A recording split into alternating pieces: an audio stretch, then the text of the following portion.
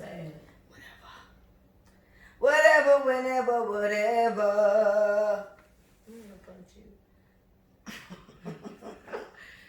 Bitches be mad, bitches be sad, bitches be mad, so sad. All right, let's start over. Mm-hmm. Testing, testing. I better call him Dad. All right, sounds good to me. Hey everybody, it's Lee, and this is Let Us Say It For You. And this is Big Mike. What it do? In his house. All right, you guys, so this is the second episode of season 2. I was telling Mike I think I want to do seasons, but then it's like, does it really matter if I do seasons or not? Because it's just like, Nope. Right. So it sounds nice, but this may not be the second episode of season 2. This may just be episode 24. It's debatable, you know. We'll see when we get there. We'll see how the wind blows. Right. So, it's been about 2 weeks in 2020. How you feel? You know, I've been sick for like 9 days. I'm not gonna lie. She's ill. I was ill, and my cough will determine that. But the crazy thing is, like, I'm still very optimistic about what this year is going to bring. Although it did start off really rocky. I mean, I haven't been sick in years, and I think I've talked about that just in general. I haven't been sick in years. And I finally get sick my 30th year of life. And everybody talks about how 30 changes. Your metabolism is different. Your body does not adapt to certain things that you used to adapt to. Like, your system is just all out of whack. On Netflix, there's a show called Explained, right? Love it. Very good show. Yes. And they talked about, I think they talked about aging. And then one of the things I drew from that, so much, that was nice, is that your body essentially regenerates to a certain point, right? Like certain cells regenerate and do these types of things. That's how we stay alive. However, it stops that at 30. It's like, damn, bitch. Right? Yeah. Right? You hear me? Right when we hit it. It's hitting us back. Changes. Yeah, so that's my thing, bro. Like, my metabolism is not the same, and the things that I can get away with, I clearly cannot get away with anymore. Now you're ill all the time. I can't get away with it. Well, shout out to all the people who know how to handle when they get sick. I was a joke. Complete joke. My boyfriend thought I was dying most days. And I probably was a little dramatic about it. You gave off death vibes. But I definitely gave off. I don't think I'm going to come back from this. So I get yes. To the end of... Very optimistic. Oh, we had a business and brunch today. Yeah, we can talk about the business. It went very well. So shout out to 2020. Very big things with the people that I'm surrounding myself with, and I just want everybody to get a sense of ownership, whatever that means to you. Just ownership, I think, is a very, very progressive way of living and thinking.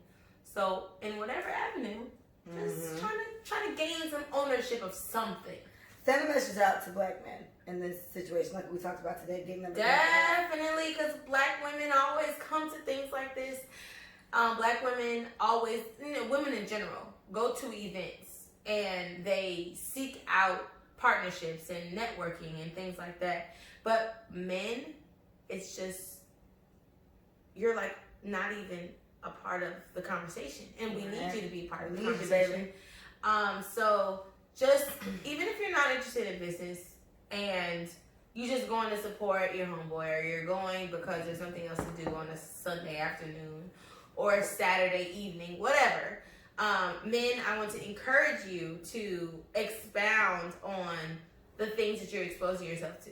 Like, be more open to things that you normally wouldn't go to or be a part of. Like, conversation does change the way you think about a lot of things, and the way that you act and the way that you move in the world. So men in general, black men especially, but men in general, please start surrounding yourselves and going to these events that could possibly create the type of, you know what I'm saying, future that you want. Right. That's what I gotta say. Because a black man today said, so how many men have showed up? And we're like, unfortunately, it's always one. Yeah, it ain't been just one. Ain't been too many. You've been there, thank you. But it's been one of you. Right. So the only way that we can kind of change this narrative is that we encourage our homeboys and our friends of the family and our brothers to show up to these things, because it's not the typical, you're not, looking for women, no. But hey, they're there. They're there. So it might work yeah. In that regard. And it'll put you in a different position where you can kind of feel a little bit better about what your future looks like if you never thought about certain things, Mm-hmm. It's exposure. So come out to things like that. In the case of people who are around us, it's every 2 weeks. Micah's going to do it now, so she has another one in 2 weeks. And it's literally essentially just brunch. It's brunch, but you bring your business cards and you do a little networking, and it's cool. And ultimately, even if you don't really get anything from it, if you like brunch, then you get brunch. So you can't lose. Sounds like a win-win to me. You just can't lose. Right. All right. So it's 2 weeks into 2020 for me. I'm still pretty pumped up and motivated by the new year, so that's good. Heard that. I don't know, bro. I'm straight. Yeah, I mean, just chilling. what we 11 days in? 12. 12 days. Oh, fun facts. I don't know if you guys have seen this on Instagram and everywhere else. I saw it on Instagram and I saw it again on a news report. But when you're signing things from now on, make sure you put 2020, like write out the year fully. Because if you just put 20, like we would have put 01, 02, 19, they can't really scam you with that. But if you put 01, 02, 20, they can easily put 12 at the end of it. And then it's 2012, and now your shit's null and void. If you just put 20, they can put 15 at the end of it. Now your shit been done since 2015. Scammers are good at their job. Wow. And they'll get you. And I didn't think about it, but it's very important. So everyone's signing documents or doing anything, just a little 2020 fun fact, this whole clear vision, perfect vision shit y'all been saying. When you're signing a document, you're putting the year, put the full 2020. Because if you just put 20, they'll easily get you. They could throw a 19 on that, and then that was from last year. They can throw a 14 on it. That's way long ago, that right? Sucks. They could throw 2 zeros on it. Think about that. Your shit back from the 2000s. That's unfortunate. And then you really messed up. So, just be mindful. Anywho, so yeah, I've been fine. Just living, doing my thing. And it's been okay. I had a tendency to do it. Alright, so I saw something on the Shade Room, and shout out to the Shade Room, I follow them, and they were talking about the best falsetto, and I just felt like we had to discuss it. Now, Falsetto by The Dream is my favorite Dream song, and honestly one of my favorite R&B songs, I think, in the world. I love that song. Shout out to Tory Lanez, who did the remix, like reinvented it with The Dream. It's like, if I want you to dance to that version, so bad, because it's like, we'll talk about it. So anyway, my stand's in the way. Read them, Micah. Best falsetto. We're going to read them all out first. Falsetto Dream. Shout out to Dream. How Many Drinks, Miguel. We love him. We love him. Get You by Daniel Caesar. Pharrell, I was just frontin'. Until the End of Time, Justin Timberlake. Think About You, I've been thinking about you, Frank Ocean. And Love of My Life, Brian McKnight. And Climax, Usher. Hate it. A Woman's Work, Maxwell. That's it for me. I'm sorry. Alright, so give me. Bruh, come on. Come on. That's it. Okay. That's it. Friend. I just feel like, Be realistic, friend. That's it. alright, for the sake of the topic, because it's best falsetto, right? Yes. It would be hard not to give it to Maxwell because he did that. But then it's like, okay. Song wise. Yeah, my favorite one song do in you like? that category is Falsetto by The Dream. But for the topic of falsetto, then I guess maybe. Yes.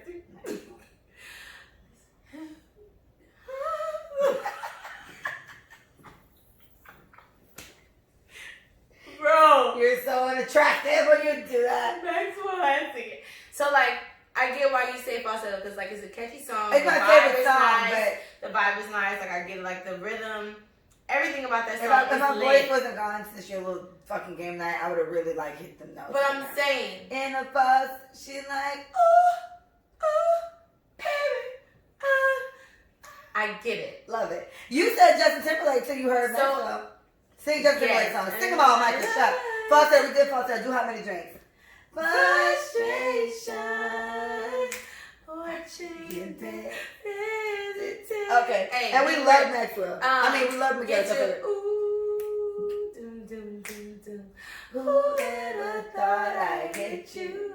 That was cute. I'm not for real. I was just frightened. Hey, all these niggas sound the same all the time. Or I sound the same.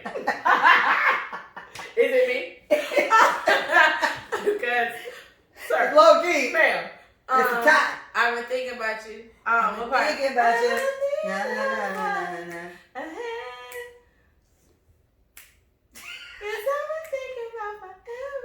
Yeah. Yep. That's a good song. I love that Love of song. my life. How does that go? We're going to love my life. Night. You're undeniable. Amazing. Yeah, that shit. You're amazing. Oh, I was talking about God. That is such a It's a beautiful song. Bree likes Rhyme Night a lot. Shout out to Bree. Maxwell still false Until the end of time, you skip touch the and love's all I had in my life. Boom, boom. and that will be enough until the end of time. That was a good one. If I think about the chorus of Until the End of Time.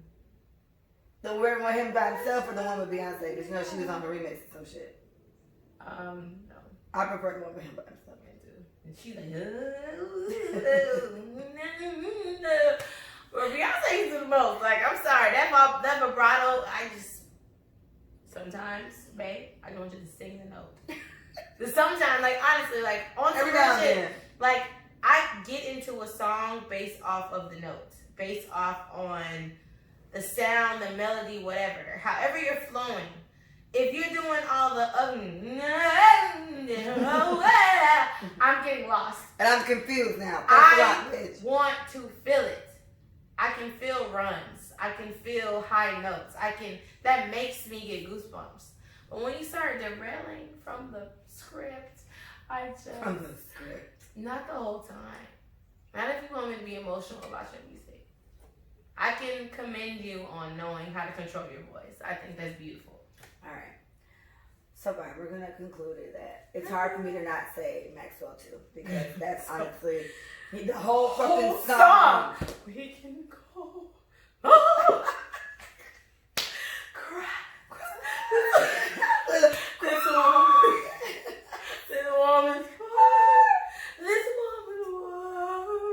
Y'all wait 2 weeks from now, I'm going to be ready. Yeah, we can't deny that. All right, shake his ass out of the category. He won. Tier 2, he's out of it. Okay. Then who we picking? Again, we got The Dream. We got How Many Dreams. No, okay. So Falsetto Dream. He wasn't singing falsetto the whole song until the chorus. Started off talking on the real deal, and that is not down falsetto. like a motherfucking Mac. Fine. It was not falsetto. But that's irrelevant. That's irrelevant. Okay. But I'm just saying, the amount that we have to judge off of that song, it's just the chorus. Maxwell, he's out of it because the whole song. We took Maxwell out because we won already. Then that's the case. But none of them did it the whole song. Usher did it. No, Usher did it to the chorus too. Going nowhere fast. We. No. That's not falsetto at all. That's the bridge. No. Keep raining down. Yeah. I love that part. The break. Yeah. All right. Bruh. Well, then How it many has to be fronting. It's fronting. I feel like Pharrell shouldn't even have been in this fucking category. What the fuck is Pharrell? Is he a rapper? Is he a singer or what, bro? Oh, yeah. So the whole time. I don't co-sign. I think we can throw him out right We away. tried. Thinking about you. Nope, not even that. I like thinking about you. Not even. I love that song, but he's not around my room before it came. Hella tenor. Usually doesn't rain in Southern California, right Arizona. Don't shed tears. They still I've been thinking about you. It's still very tenor. But it doesn't mean it's not falsetto. They didn't say how long they did. Yes, I understand, but for us to judge it based on the best falsetto. But then go back to the artists. We know other Dream songs. We know Miguel back to fucking front. So we know Miguel songs. Get You Daniel Caesar. I wouldn't put Daniel Caesar in it because I don't know as many of his songs. That's a beautiful fucking song though, and I do like him. But Daniel Caesar, he does high choruses. So does Frank. I got a few Frank Ocean songs. I wouldn't put him in there. Frank Ocean has. Justin Timberlake. Honestly, I would give it to Miguel or The Dream, because all the Dream shit be like that. Like the Dream's always. But you know, Brian McKnight, low-key. We can give it to him out of courtesy, you know. Yeah, he's been doing that shit. Legend or whatever. Yeah. Okay. Fine. Okay, Maxwell wins, and then Brian McKnight. Falsetto by The Dream, and then Miguel. We can't ever leave Miguel out. We can't leave it, but I'm sorry. His voice is beautiful. And I've been married to Usher for a long time, so he gotta be. And he's 6. All right, next topic. All right, we're gonna talk about Future. Let me give a prerequisite on this. I was a Future fan enough because my daughter's dad really liked him, and Micah, Tarsha, and Manny have the song March Madness is their song. Like the three of them. Whatever.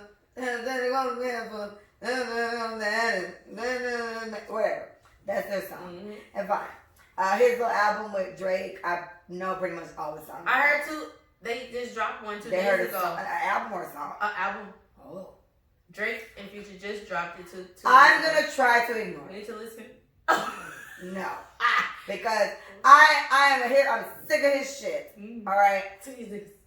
Hot help. You're really sick.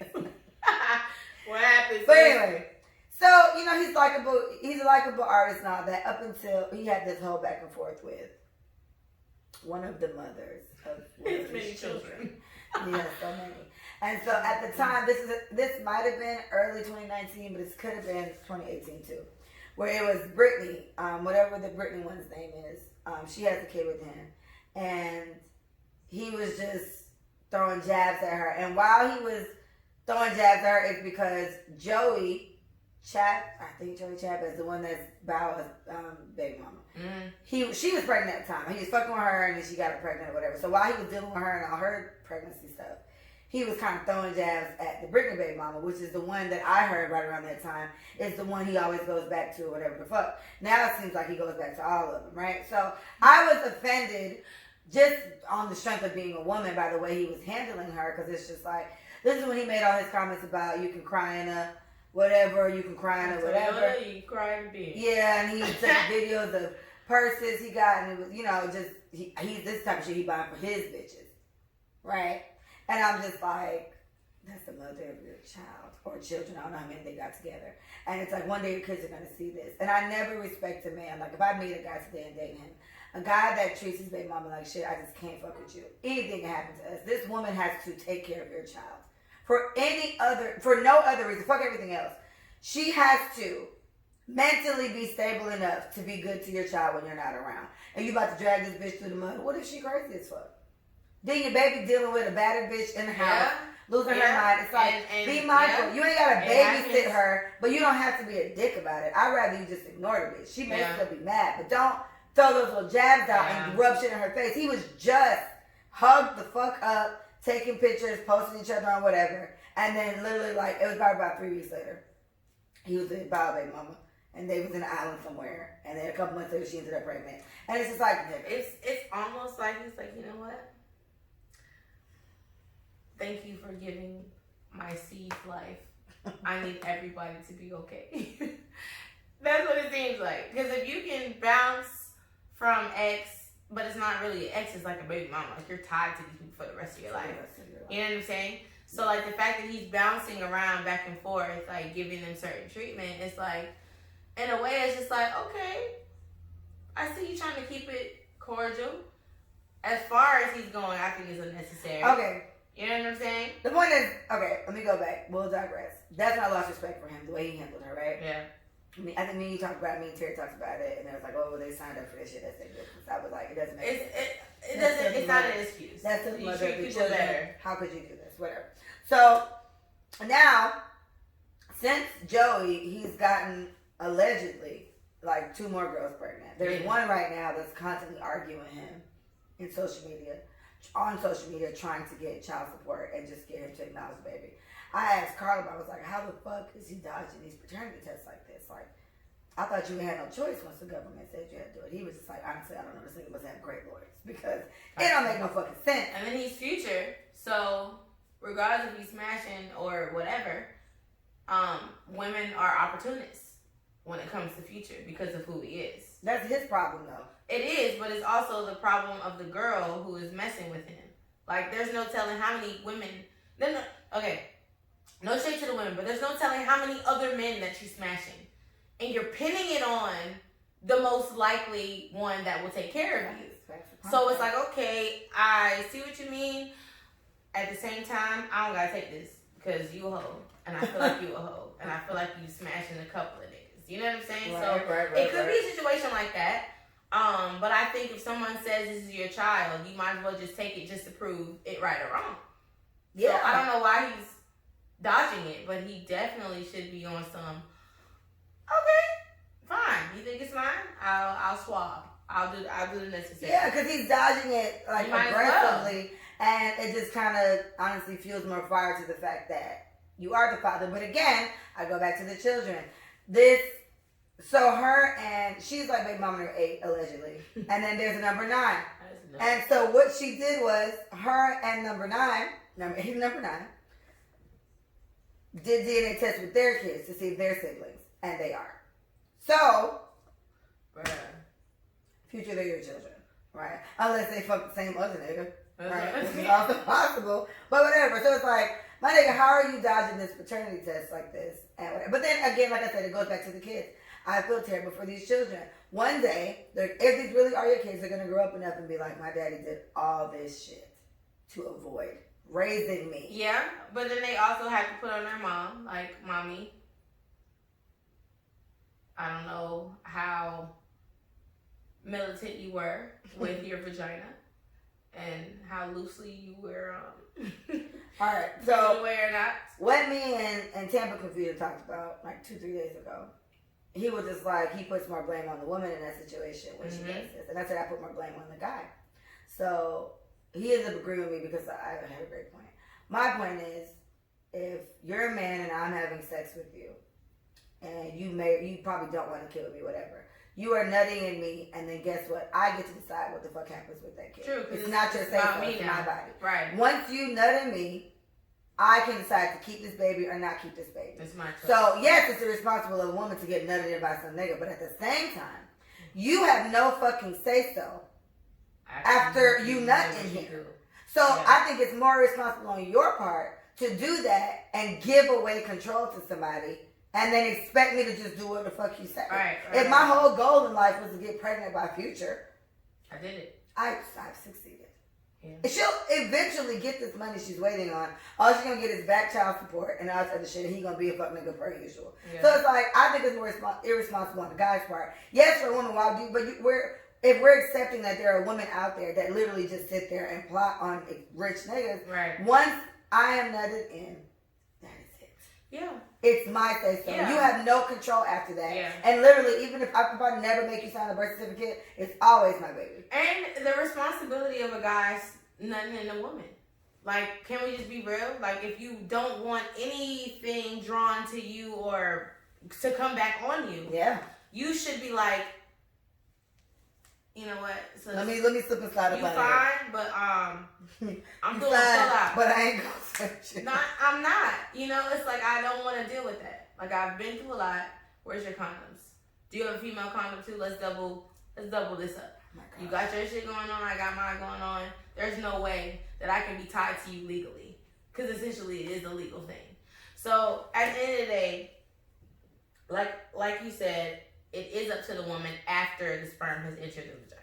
That's it. And you give away your control. That's it. That's like what a guy is responsible of you to do. If you had a conscious say so throughout the rest of the pregnancy, then fine, but you don't. If she decides she's gonna keep this baby nigga and you ain't got no choice, then you have no choice. Oh. Stop giving away your seed at this point to bitches you may not want to be with. So, the question when this situation comes up is, if a man distinctively said, I don't want that child, and the woman says, this is my body, I'm having it, should that man be responsible for that child? I'm telling you, I don't want it. I don't want any parts of this pregnancy. I don't want to be a part of this child's life. I made a mistake. I should not have done that. I don't know how you make a mistake. You nutted me. That was purposeful. But a man saying, I want nothing to do with the situation. And you take it upon yourself, okay, the dad doesn't want it, but I do. Okay, I'm going to handle my shit because this is what I want. This is my child. But then you start thinking, I don't want to do this on my own. So you try to put him on child support. But this nigga told you he wants nothing to do with that baby. So where do we go from there? All right, I distinctively told you before this child got here, abort it. I do not want abort. I don't want to support it. So the first time I heard that scenario, it was a very distinctive scenario, a very specific scenario. Excuse me. Well, a girl went on about how much she just wants her kid to have a dad or whatever, and the guy went on about how his whole family was like, we don't give a fuck about you or the kid. Like, it was just aggressive. And I was so fucking disgusted because these were all black people for one. And I think I agreed with the idea of, damn, well, you know what? We should definitely put into consideration if this guy wants a baby. If he doesn't want a baby, we should be mindful of it. But again, the other option is the whole point of fucking is not to bust nuts and have a good time. It's for making children. So it just so happens that it's really fun too, but it's for making children. And I don't respect anybody who decides I don't want anything to do with my kid. It's not you. Again, it's the same situation like what I said. You've nutted in this girl, right, or your condom broke or whatever the fuck took place, but you did this, and now you've made a person. And if she, my thing is, in this case, what if she's super religious and is against abortion? I'm not for abortion. So if whoever I'm fucking next, we get pregnant, guess what? Start we having a baby. And so what are you gonna do then? That's not fair. Right. And so that's my thing. And it ain't the baby fault either that two adults was fucking and made it. But if adults said, I want nothing to do with this baby, why would you give that adult responsibility to do anything? Well, they already made the decision to fuck carelessly and have kids. Yes, exactly. So the decision was already made. You should have been more conscious of that. If you never want kids, get a vasectomy. Yeah. If you really, really don't want this bitch pregnant, make sure you're strapped up properly. Too many people get lost in the sauce and have a good time, and then now it's all on the woman to do it. True. If I was in a situation where a guy was straight up telling me I don't want the baby, because they have a choice too. They're not carrying the baby, but they have a choice, and that choice should have been made before they decided to do what the fuck they did. People, adults, like to me, it's so irresponsible to do that. I totally understand. And I feel like we could just scoop, scratch the baby out and move on. But it's easier for men to scoop, scratch, I'm moving on. They don't have to have a whole 9-month bond with a host. No one takes over their body.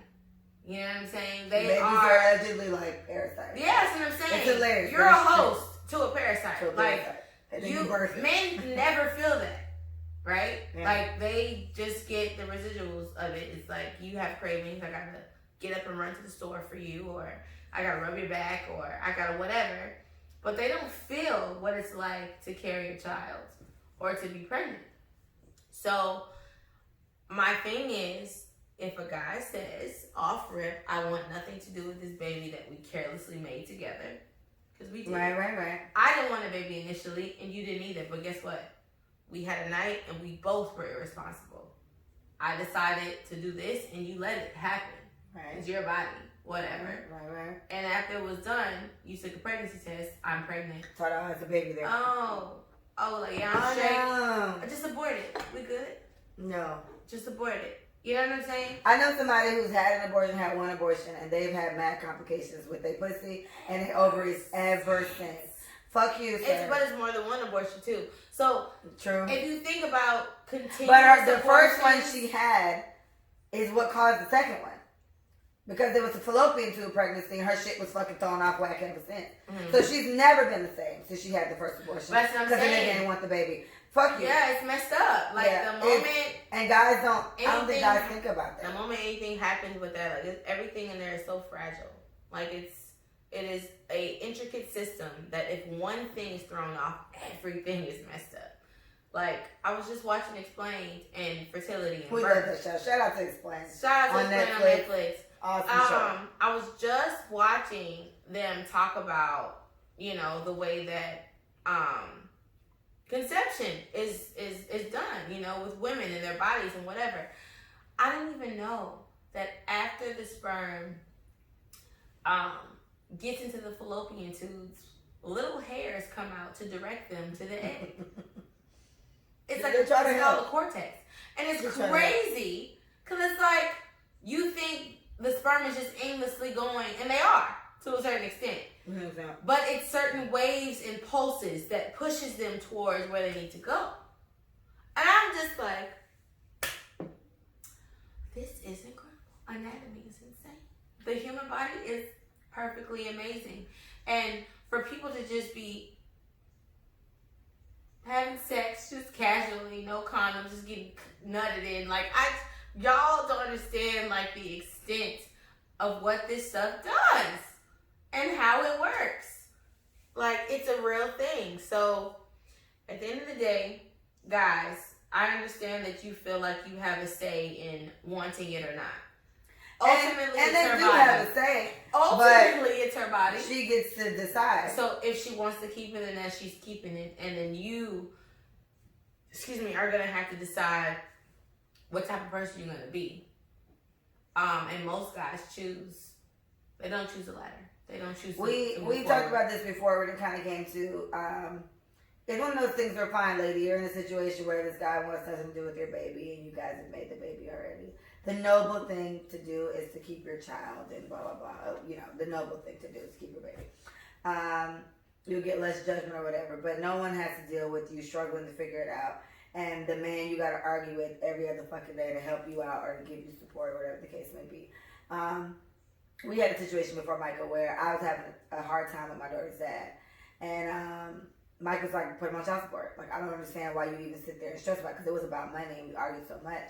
And I fought against it so much. And then Micah's thing was like her mom and my mom, they kind of had the same logic where it's just like, I'm not going to force anybody to be in my kid's life. If the nigga want to do his job, let him do it. And if not, I'm going to take care of it anyway. Yeah. And then it kind of came down again to why do we have to be fucking super soldiers, Captain America type shit, to do this when I made this baby with somebody. And I definitely understand the guy deciding he doesn't want it, but now you deciding you've ejaculated in me and you decided you don't want this baby. And now I have to compromise my whole fucking body because you don't want to take care of what you created. Mm-hmm. I can then decide to have the baby anyway and fuck you if you stay or not. Have the baby and fight to put you on child support for the rest of my fucking life. Yeah. Or abort it. It won't be hard to fight to get on child support. It won't be as difficult as Future's situation. I don't know how Future does these guys. Future. Because he's money. Future. Yeah. And women. We know where he gonna be. So I get it. But my thing is, I want to speak to the women who don't want to go through the hassle of putting someone on child support. And I think about the black community, and I've talked to many black men and scholars who feel like child support has always been the enemy of the black family. And they don't give you food stamps if you live with the father of your child. Like, there's a lot of effed up stuff that keep the black family from being a united front. Mm-hmm. But we're not talking about black families. We're talking about black children out of wedlock. So if that's the case, I'm not breaking anything. I'm trying to make people responsible for their decisions. And the only way that I can do that, I have to carry this baby. I have to. I have no choice. Yes, I can abort it. Yes, I can have complications. Yes, I can do away with the situation. Yes, I can have the baby and give it away. Like, there's a lot of things that I can do. But I want to be a mother naturally. Like, I want that. What do you get out of this situation? You don't get to get up in the morning and decide whether to feed the baby, rock the baby back to sleep or whatever. I have to deal with all that responsibility. So my thing is, somebody gotta pay for this shit. You know what I'm saying? And my thing is, somebody gotta come up. I have to put you on child support so that you understand the responsibility level, regardless if it's monetary or emotional. I'm going through something that we both did, but I always had to pick up the slack because I'm the woman and I carry the baby. That's not fair. And so that's why I say, at the end of the day, put him on child support. My friend literally told me, I gotta take off work, and then I gotta do this, and I gotta go pick him up just to go to the court date. She was talking about the hassle of child support versus the outcome of support. The outcome of support is someone is held accountable, and it's out of your hands, and it just goes right to your bank account. You don't have to deal with these people. And if they don't have it, then they don't have it. It's one thing to deal with a nigga who is unemployed. They can't take anything. There's nothing to take. Tough times. Right? Tough time. You feel me? So it's like, okay, cool. Yes, my baby daddy at the time did not have a job. The moment he gets one, on his ass like white on rice. They will take $150 out of his check without him even noticing. So my thing is, I understand that there's a hassle. And for women, I don't have children, so I do understand there's a sensitivity level to the father of your children. But to what extent are we letting these people, you know what I'm saying, like get off of responsibility and whatever the case? If they're going to be in your kid's life, I'm going to be in their life. Yes. This is helping us determine how much money you contribute to our baby's life. To me, if you agree with that, then you have to, if you feel that way, then you kind of have to understand the whole prospect of we made a baby. And though you may not want it, sir, it's too late. We already made a baby. Sorry. And it's not okay. I didn't want the baby, but I'm keeping it. Yeah, I didn't plan on having a child with you. Boom. Party on Friday night, but it happened. Yeah. And now we're gonna make a baby. We made an irresponsible decision. But yes. I don't want to compromise my whole vagina for you. And and to me, it's one thing too. I would say I think age plays a role. Like I asked the guy I was talking to, what if you got a girl that you didn't really care to be with in any type of way? What if you got her pregnant? And he was like, that wouldn't happen. I don't have raw sex with anybody. Okay. I don't care. I said, okay. But anyway, like I said, what if the condom popped or whatever it does? What if it does that right when you pop? Then what? He was like, he's Jamaican. So he was like, pull out quick. And then... sorry, sir. Still got remnants. And then whatever else he said to that. And I was like, okay, you're still avoiding the question. What if this girl gets pregnant with your child? So he was just like, keep the baby. He made a joke like, keep the baby and then just kill her so I ain't got to do her forever. Yeah. And then he started laughing. He's like, okay, no, realistically, I would just deal with her. Like, because he doesn't believe in abortion. He's against abortion. So he was like, we made a baby, we're just going to take care of the baby. That's just it. Just do my part, take care of my kid. And this guy, he has one child, and he's so attached to this child. So if he had another one, I think he'd be a great dad. He'd do the same thing he did. But to me, I prefer that at a certain age. This guy's 32. We're about to be 30. At a certain age, how are you still fucking people that you feel like are just so irresponsible or just so... I feel like you need to take a deep look at yourself. You gotta be more selective with your body. And what you did. Because it's like we're supposed to create. This is our purpose. And then for you guys to constantly be out here making like ridiculous fucking decisions with your sperm and your ovaries. And then be so shocked that somebody want to keep a baby they made. My nigga, you did it. Like, what are we even talking about? So, I'm proud of him. I asked two guys. They all said the same thing. It's like, yeah, even if I can't stand this bitch, I guess I gotta deal with it. And it's like, true. You enjoyed the vagina. That was a good time. Honestly, probably worse if the vagina was trash. Like, it was trash, but you still came and ta-da, now she's pregnant. So you got to make it anyway. And I would implore you guys, if you guys can answer this shit on the podcast, I reply to anything. For girls that you guys classify as hoes or whatever the case, why do you still sleep with them? Why do you do that? Because what if she becomes pregnant, like we just discussed? Now you have a hoe for a baby mama, right? Like a hoe that everybody had in the streets or whatever, however you talk about, smell bad horse. So why do you keep sleeping with them? Like girls that people call hoes, they always pregnant. How is that the case? Anybody know? Because these niggas around here acting like hoes is the worst thing, but they love them. It's not the worst thing. You just don't want to like a duck ass nigga. Like that's just what. But then you got her pregnant, so you're already. And so I heard this whole hoes will make good housewives. Alright, hoes make good housewives. Yes. Kim Kardashian was not a hoe. Mm-hmm. Kim Kardashian was had a sex tape with her nigga, and it leaked. That's not a hoe. That is someone who literally put the hands. She put her body in the hands of the wrong person. It leaked. If she did it or if Ray J did it, it happened. He may have did it out of spite because she was dating that other nigga. So my thing is, she wasn't a hoe. We didn't hear about Kim Kardashian hopping from nigga to nigga. She was with Ray J. After that, she hopped from nigga to nigga. That's why they call her a hoe. But they were in a relationship. Like After never. Him, it that's was. What she got hoe. The sex tape didn't make her hoe. But her hoe category came from hopping from nigga to nigga. She did do that. But she was with him. So my thing is, they don't care about that. But they wifed her. So my thing is, am I a hoe if I keep getting a boyfriend every 3 weeks? How am I a hoe if he's wifing me? In a sense, like they keep making me their girlfriend. Okay, but this is like the hoe we just talked about. Whatever we just classified as a hoe, we both agree why y'all niggas keep fucking them. What makes these girls hoes? Because essentially they probably meet a guy and fuck him, and that's what Kim did. She met a guy and fucked him. Just because he made her their girlfriend. But that's what I'm saying. So it's stipulations.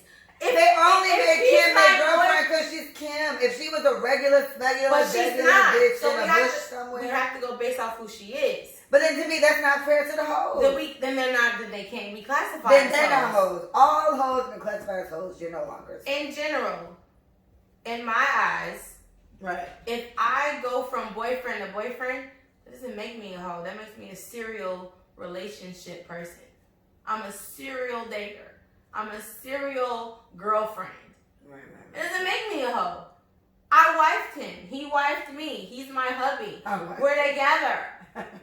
And I don't care if we're together for 3 weeks. That's my boyfriend. That still make you look dumb as fuck. No. Yes, we talk about bitches who every other fucking week it's another nigga post up on your story. They're together. My thing is, no, that's weak too. I'm sorry. We need to call her. I'm sorry. She's a serial relationship person. She's ridiculous. She can't be alone. That's it.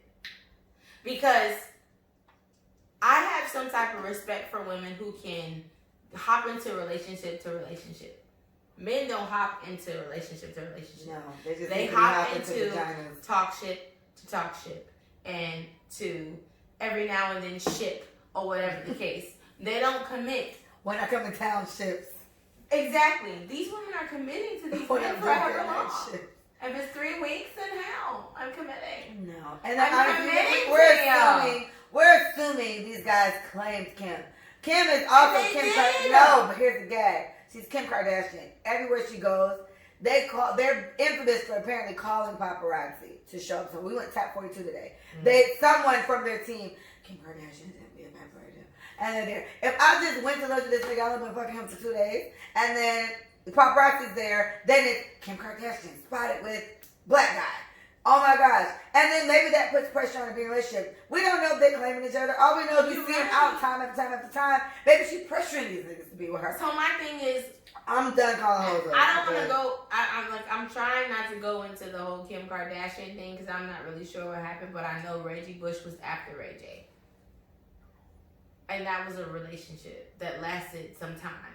I don't know who else came after Reggie. I don't know. She was married after that. And then she was married. So my thing is, where is the whole part coming in? Because she dated in between a little bit, and then she did the basketball player, got married, and then the only major ones I know is about Reggie Bush and this nigga who played for some team in the NBA. So I don't know where her whole stage came from. Other than her sex tape. Anyway. You feel me? We'll talk ourselves. So that's what I'm saying. I'm not sure. But when I think about women who are hoes and I think about women who are promiscuous. So if they're not in a the difference is the guy's not making them their girlfriend. If it's That's not what official. makes them a hoe. Yeah, because how can you be promiscuous or a whore if you're with someone and you both committed to each other? It's like, what if you were just with somebody 2 weeks ago and now you got a new boyfriend 2 weeks later? I'm telling you, you're a serial relationship person. All right, I'm set up different. That's weird. Because nobody does that. It's not a normal thing to do. It's not a normal thing to jump into relationship to relationship. It's normal for people from jump to nigga and from woman to woman. But I'm committing to you, Leah. That's not normal. But dating, be officially being in a relationship with someone that you've been dating for 2 weeks together. That's not normal. We think that's also stupid. We give these people a title to being dumb as fuck. You either rushing into some shit that makes no sense. True. Who the fuck's are so?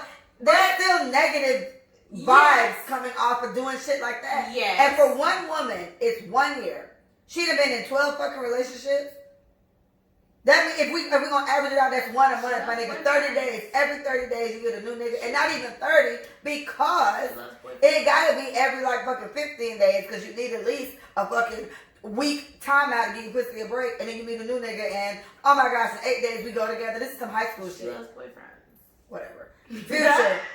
The point of the thing with Future was Future has given the Britney baby mama, the Joey baby mama, which is Lil Bob's baby mama, and Lori Harvey, which is Steve Harvey's stepdaughter. They all got the same birthday set up. That's who he's currently fucking. Lori Harvey. She dated. They had a thing before, allegedly, and then they broke apart one time. In that time span, she dated a few guys. She dated Diddy's son and Diddy allegedly. Like Lori out here living her best. Girl? Same girl. She's honestly beautiful. How does Steve Harvey? No, whatever. They asked Steve Harvey about it, and he was like, "I have no comment," which I think is hilarious. He hates it. So he's over it. Yeah, and now she's with Future. They're like holding hands and shit in Jamaica. Kissing and stuff. Big up herself. And my thing is, someone on the Shade Room and Shade Room posted it. They recorded the birthday setup for all three women, for Britney, for Joey, and for Lori. They're literally almost exactly the same. The same rose petals leading to the bed. There's a heart shape on the bed. There's rose petals in the tub. It's great. They made an arrow. I'm just like, okay, I know Future ain't doing this himself, but whoever he got to do it, they just all do the same setup. Mm-hmm. And then Future, the infamous video with him and Young Thug in the backseat talking about hoes. And then it was just like, he literally said, all my girls, all my bitches, something like that. All my bitches got an AP. If they got an AP, they belong to the streets. Cardinal says it all the time. It's hilarious. Belong to the streets. So, the question that I really had, even though we trailed off quite a bit, is just like, what level of comfort is this? Because I feel like they're all okay. Bree feels like it's just money. Either they're getting taken care of financially so they don't care. But it's like, but they're not always getting taken care of. It's kind of like if you don't humble yourself and just be accepting of the fact that it's not your turn right now to be winding down. That's what I'm saying. So, Future is Future. Oh my gosh. And you are a woman that came up. I'm not sure what you did before you got with Future, but the fact that you got with Future, that says something about what you were doing before you even met him. You gotta be running these circles. The Britney one, I think, was a personal. She was a stylist. You gotta be that's something. That's how she met him. Yeah. Celebrity. Joey's a dancer, I think. Like she dances all the time. Yes. I don't know how Bow I met her, but she danced with with Aaliyah. Yeah. So my thing is, if you are running in these circles and there's a certain persona behind these people, and I know we said before, like these women sign up for this, right? My thing is, I don't think they care. I think they care on a very basic human level of being respected, right? But they heard everything that we're talking about before they even got into it, right? Like, this isn't something that's like a shocker. I had no idea. And then you think it's just because it's you, it's not going to happen? No, I'm sorry. I don't think women are that dumb. I don't. Because a lot of people give them what you said. A lot of people give them a lot of what you said. You knew Future had 17 fucking kids. You knew, but you knew, and you knew this is what they're telling Lori right now. Lori's like, Lori, you about to be baby mama number 10, my nigga. Are you serious? And you knew how he treated them based off the tabloids. Now, whatever he's telling them, because you know, men have a very amazing way of fabricating like silk. What they're saying. And you know, paparazzi always trying to make me out to be the bad guy because of Molly and Percocet song. They said that he's the leading generation. He leads the generation with drug use. And he don't even do that shit from what I heard. You feel me? He doesn't even do it. My thing is, he can set it up to say, babe, they're trying to make me the bad guy. Say you want to fall for the bad guys. Sorry, shout out Future. I hate you, but I don't. But I'm saying, I hate you, but he can set it up. He can literally set it up in a way to make her feel more comfortable about being in a situation with him. For that time period. And like we said before, like, who knows what these guys are telling these girls. All I'm thinking about is what you can't get around is the AP watch. Lori was showing off her AP watch today. He specifically said, all mine got an AP. Well, that's what he does. It's you plus 6 other bitches that's walking around with the same watch. Look, this nigga bought they're y'all. just happy. What is your logic? And Lori should be ashamed. She's not poor. They're just happy to have a watch. They're happy to Lori can realistically buy her own watch. Why are you fucking this? It's not about money. You want to be one of his women. You want to be part of his harem? I'm telling you, Future is saying something to these women that make them feel this way. I want to hear it. I want to hear it. What was, there's a meme with Monique. I would like to see it. And personally, I would like to see it. I don't get it. But okay. Yeah, that blew my mind. That was ultimately what the question was. Like, what the fuck makes women comfortable sitting there saying, because you know this. This man specifically said, oh, if you see a bitch with this particular black shirt on, he's one of my bitches. And you comfortably take this black shirt and put it on? Yes. Does anyone ask for a magenta shirt? Because that way you look a little different. I don't want an AP. I want a BP. No. No one asks for something a little different so they're not directly in the harem of bitches. Does he have AP, whoever makes APs, they should like make a deal with him because he's literally buying these bitches off. I literally said it's uncomfortable. Is Future following the footsteps of our past, Rolling Stones? Jimi Hendrix is someone that he looks up to, and it could be other old school Chicago. What is the record label? Motown. Yeah. Like you could be following behind like the Motown stars or whatever the case is because they're so regal and vintage or whatever. But the way that they treated women was disgusting. Ike, for example, and the Temptations. Why am I laughing? Because what you think about? She started beating his ass. Shout out to T. So. And then that video was ridiculous when he was just like, she'll come in when she have a sad day and I ask her how she doing and she'll say nothing. And then I ask her again and she'll say nothing. I smack her and she'll tell me what's going on. That was an interview. That is disgusting. When they asked him why he used to beat Tina ass, that's what he said. That is disgusting. Hilariously. But my thing is like, I think it's going back, it's tracing back to how they think women should be treated. And I think Future did not grow up in the best environment, and I don't think he saw the best example of how to treat women in general. And then he got money, so then that changes the whole dynamic of it, you know. So, well, I know there's Lil Wayne, and Lil Wayne puts all his baby mamas in songs all the time. I love my baby mamas; they get my highest honor. Gotta take care of the kids, man. I know you heard of mama. And honestly, if you've ever heard an interview from any of Lil Wayne's baby's mamas and his ex-wife, they say the best things about this guy. No one complains about Wayne. From the Toyas to Lauren London's to the Niveas to the other lady, and there's one more. I don't think I know the other lady. It's just 4. I think he just has 4. Toya, Nivea, Lauren London, and one other lady. And they say great things about Lil Wayne. He seems to treat all his baby moms with love and respect. Good job. Future baby mamas, I'm not going to pray for you guys because I feel like you know what you're doing. So I'm not going to waste it on you. I just wish you the best. Moving on. All right. So trainer Jillian Michaels, she is like in issues right now with Lizzo, right? That's what I was talking about last night. Mm-hmm. So we all know Lizzo. Lizzo's a singer. I wouldn't say artist, because I don't think she sings all the time. Sometimes she kind of like speaks like spoken word, rap type thing, whatever. But she's an artist. Just a little. Yeah, she's an artist. And we all saw her situation with like her ass out at the basketball game, which I did not care for very much. But we're done. And then Jillian Michaels is a personal trainer. It's a white lady that you guys, if you see her face, you recognize her. Like, she's a typical personal trainer where they yell at you, but they really mean well, and blah, blah, blah. And I didn't know exactly what she said, but I did see her rebuttal after it. So I wrote down what the actual comment was. It was, why are we celebrating her body? Question mark. And then after that, she went on and said, why aren't we celebrating her music? And then she had more to say after that. But it was kind of along the lines of, look it up to get the exact quote, but it's like, why are we celebrating her body? Why are we celebrating her music? Like, there are other things that are all the way 100% fine. It's not 100% okay to be that big, right? It's not good for unless you're healthy. Right.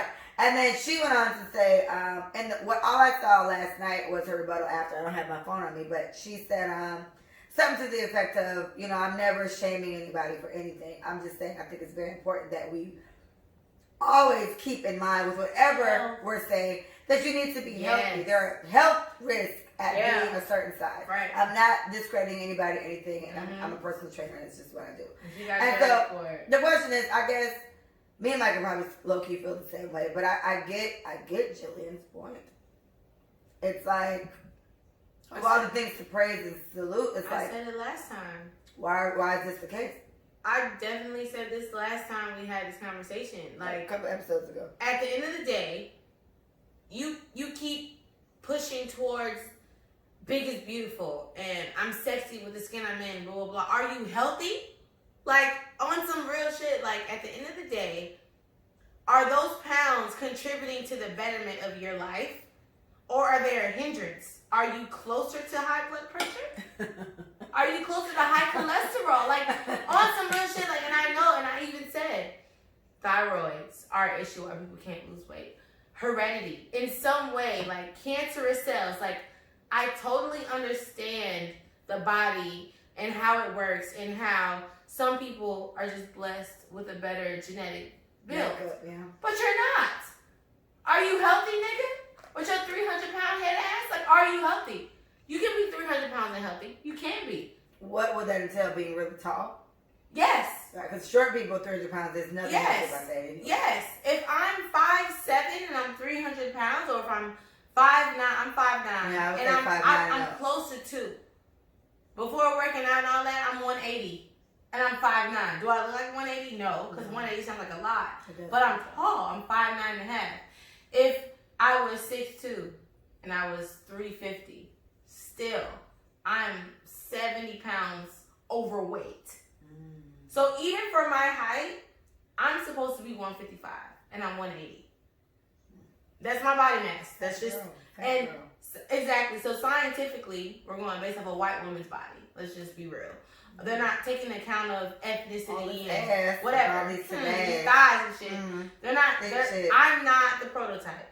I am trying to live up to whatever the prototype is, which is a white woman. I'm an anomaly. 5'9", exactly. Right. So a white woman that is 5'9" should be 155. Good luck for her. I'm a 5'9" woman that's 180. And you look good, bitch. I'm overweight. I'm obese. I'm fine. But my thing is, am I healthy? Can my energy be better? Yes, I'm smaller on the scale of 250, because I was 250, you would see it.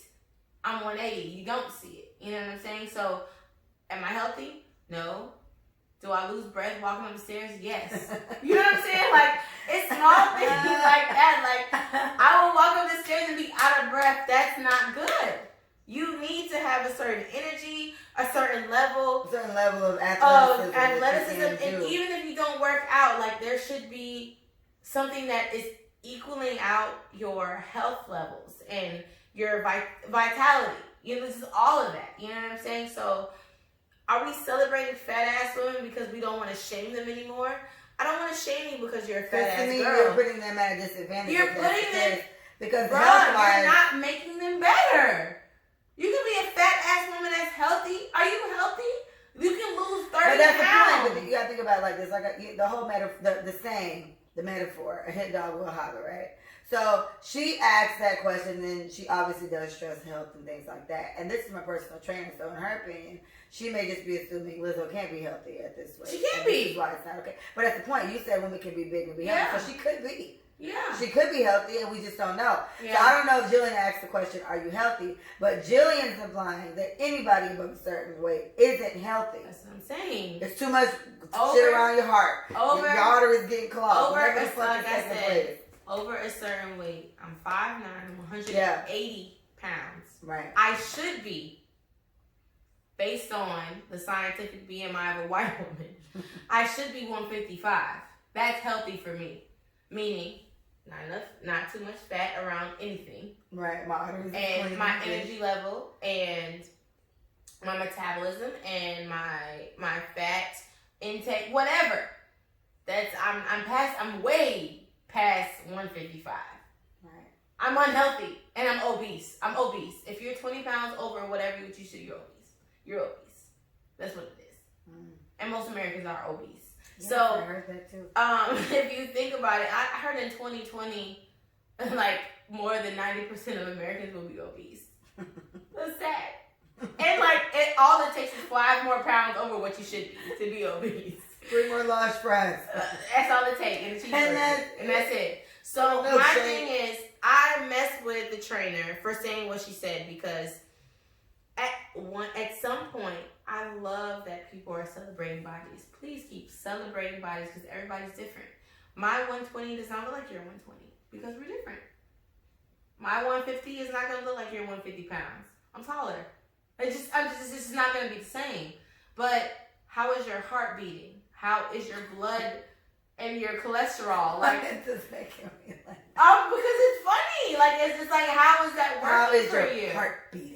You feel me? So I'm skipping a beat. at the end of the day, there is something to be said about overweight people. Are you healthy? Love yourself. I love the way that you wear crop tops and don't give a fuck. I love the way that you go to the beach and have your belly all out and don't care.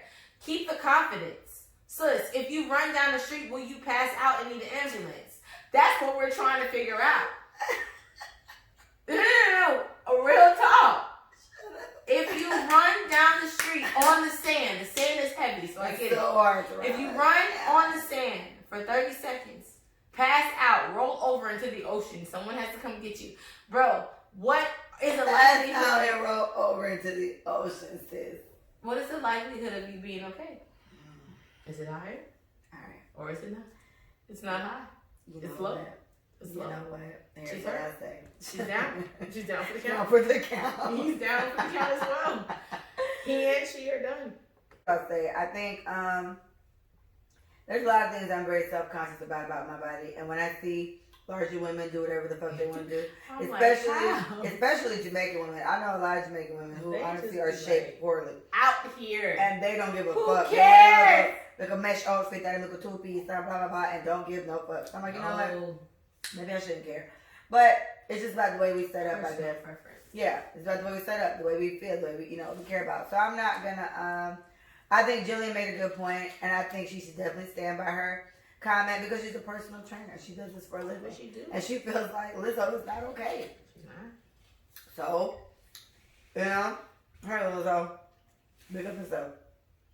Anyway, next, Lil Boosie.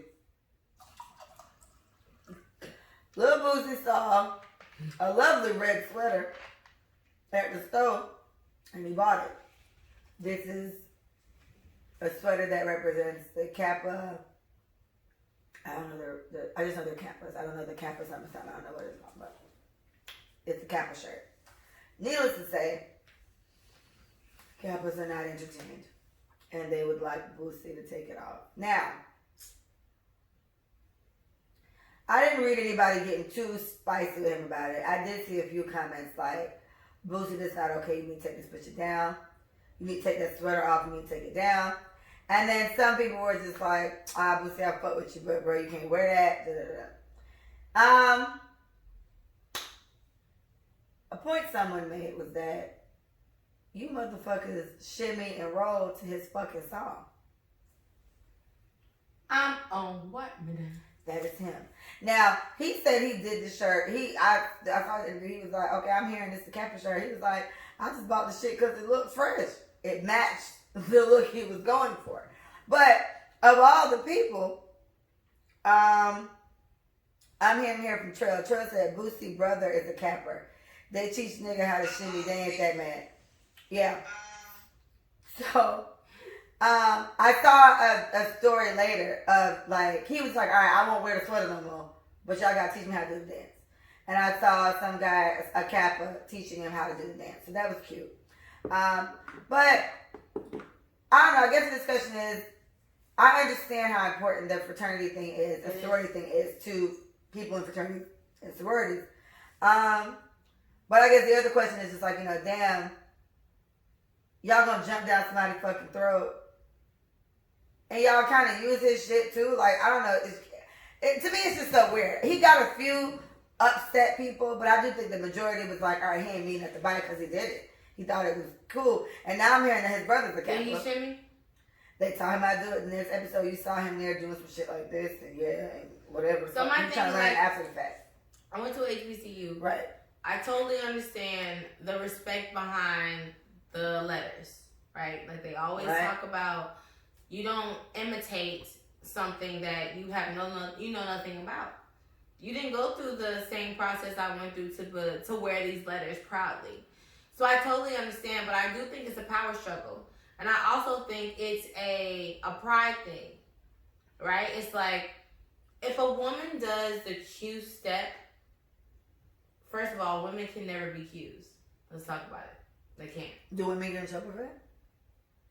I've seen Qs, like, and this is for women who don't know the culture of the Divine Nine, right? Well, so I think, yeah. So if I think, oh my God, I love their stroll.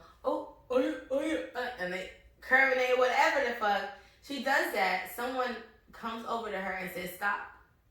Cut that shit out. Like that, you're not a Q. Like, cut it out. Like, I've seen that. Could never be a Q. She could never be a Q because she's a woman. We have fucking losers, deltas and AKAs and zetas and whatever. Like, there are things that women join. So my thing is like, I understand that there's a respect level because you went through certain things to get these letters. I get it. And no one should feel obligated to your steps and to your chance because they didn't work for it. You did. Right. And so I get it to a certain degree, but I also want to kind of like shed light on the fact that these are celebrated things. Like, your fucking chants are fucking phenomenal. I want to do them. I want to in the comfort of my own home, I want to do your stroll. Well, do it in your home. Just don't let them see it. Because it's fun. Like, it's a fun stroll. Like, you know what I'm saying? So I get why they try to make people respect their shit because they've been through it. And unfortunately, I do honestly feel like the Divine Nine, they have what does that mean? It's 9 of the fraternities and sororities together. So you call them Divine Nine. So it's under this like little pillar situation. Qs, Kappas, Deltas, Zetas, Iotas, like it's 9 of them that make Tampa Confusion is one of those. I think he's the Yoda thing. Iota. I think he's one of those. And Julio was Iota. Mm-hmm. So, and then Brown. I went to his show. Yeah. Brown. That's Tampa Confusion. He's Brown. Yeah. So, I get why they do what they do, but while I'm saying all of this, it's like they've lost some type of identity on the way because the power that comes with it. The moment I have colors and I show up somewhere, people treat me different. Yeah. If I have on Iota colors, if I have on Delta or a Zeta or a K or a Kappa or a Q colors, people treat me with so much respect. Right? So, like, they abuse that. I feel like they're abusing their power of the letters and of the fraternity because it is a fraternity. It's a sorority. It's a brotherhood. It's a sisterhood for life. Right. I don't have to know who you are personally. If I know you're a K, I'm going to get you a job. Right? I don't care where you come from, what school you graduated from. If you're a K. If you're capable of doing the fucking job. I don't care if you're capable. If you are a K, you are going to get the job. And I just hope the best. You know what I'm saying? But you're a K and we are. And you're a Q. Oh, so he a bruh. So he good. You know, like it's not the merit of the person and what they're good at. It's who they are and who they know. So I personally feel that they just totally took it and ran with it. I don't think that I think that their power struggle has been messed up over the years. Like, I don't think people should be judged based off the things that they're judging them on to even become a part of the sorority. Yeah, I've heard that before. Like, they're abusing their power because people want to be them so bad. And it's like you get drunk, with this, y'all want to be like me, and y'all want to be a part of what I got going on. Okay, cool. I'm going to make you do ridiculous shit to prove that. And my thing is, our ancestors didn't start this shit for power. They started it for education. These were study groups. Mm. I needed to study to get better, to get into this university of white people, for them to accept me. I have to pass this test. They wouldn't let me study with them. I have to study on my own. That's why these fraternities and sororities were built, for education. And now y'all making it you're making a mockery of the Divine Nine. It's about class. It's a class system. Who do you know that can get me what I want? And it shouldn't be like that. I started this because we couldn't study. We couldn't learn together.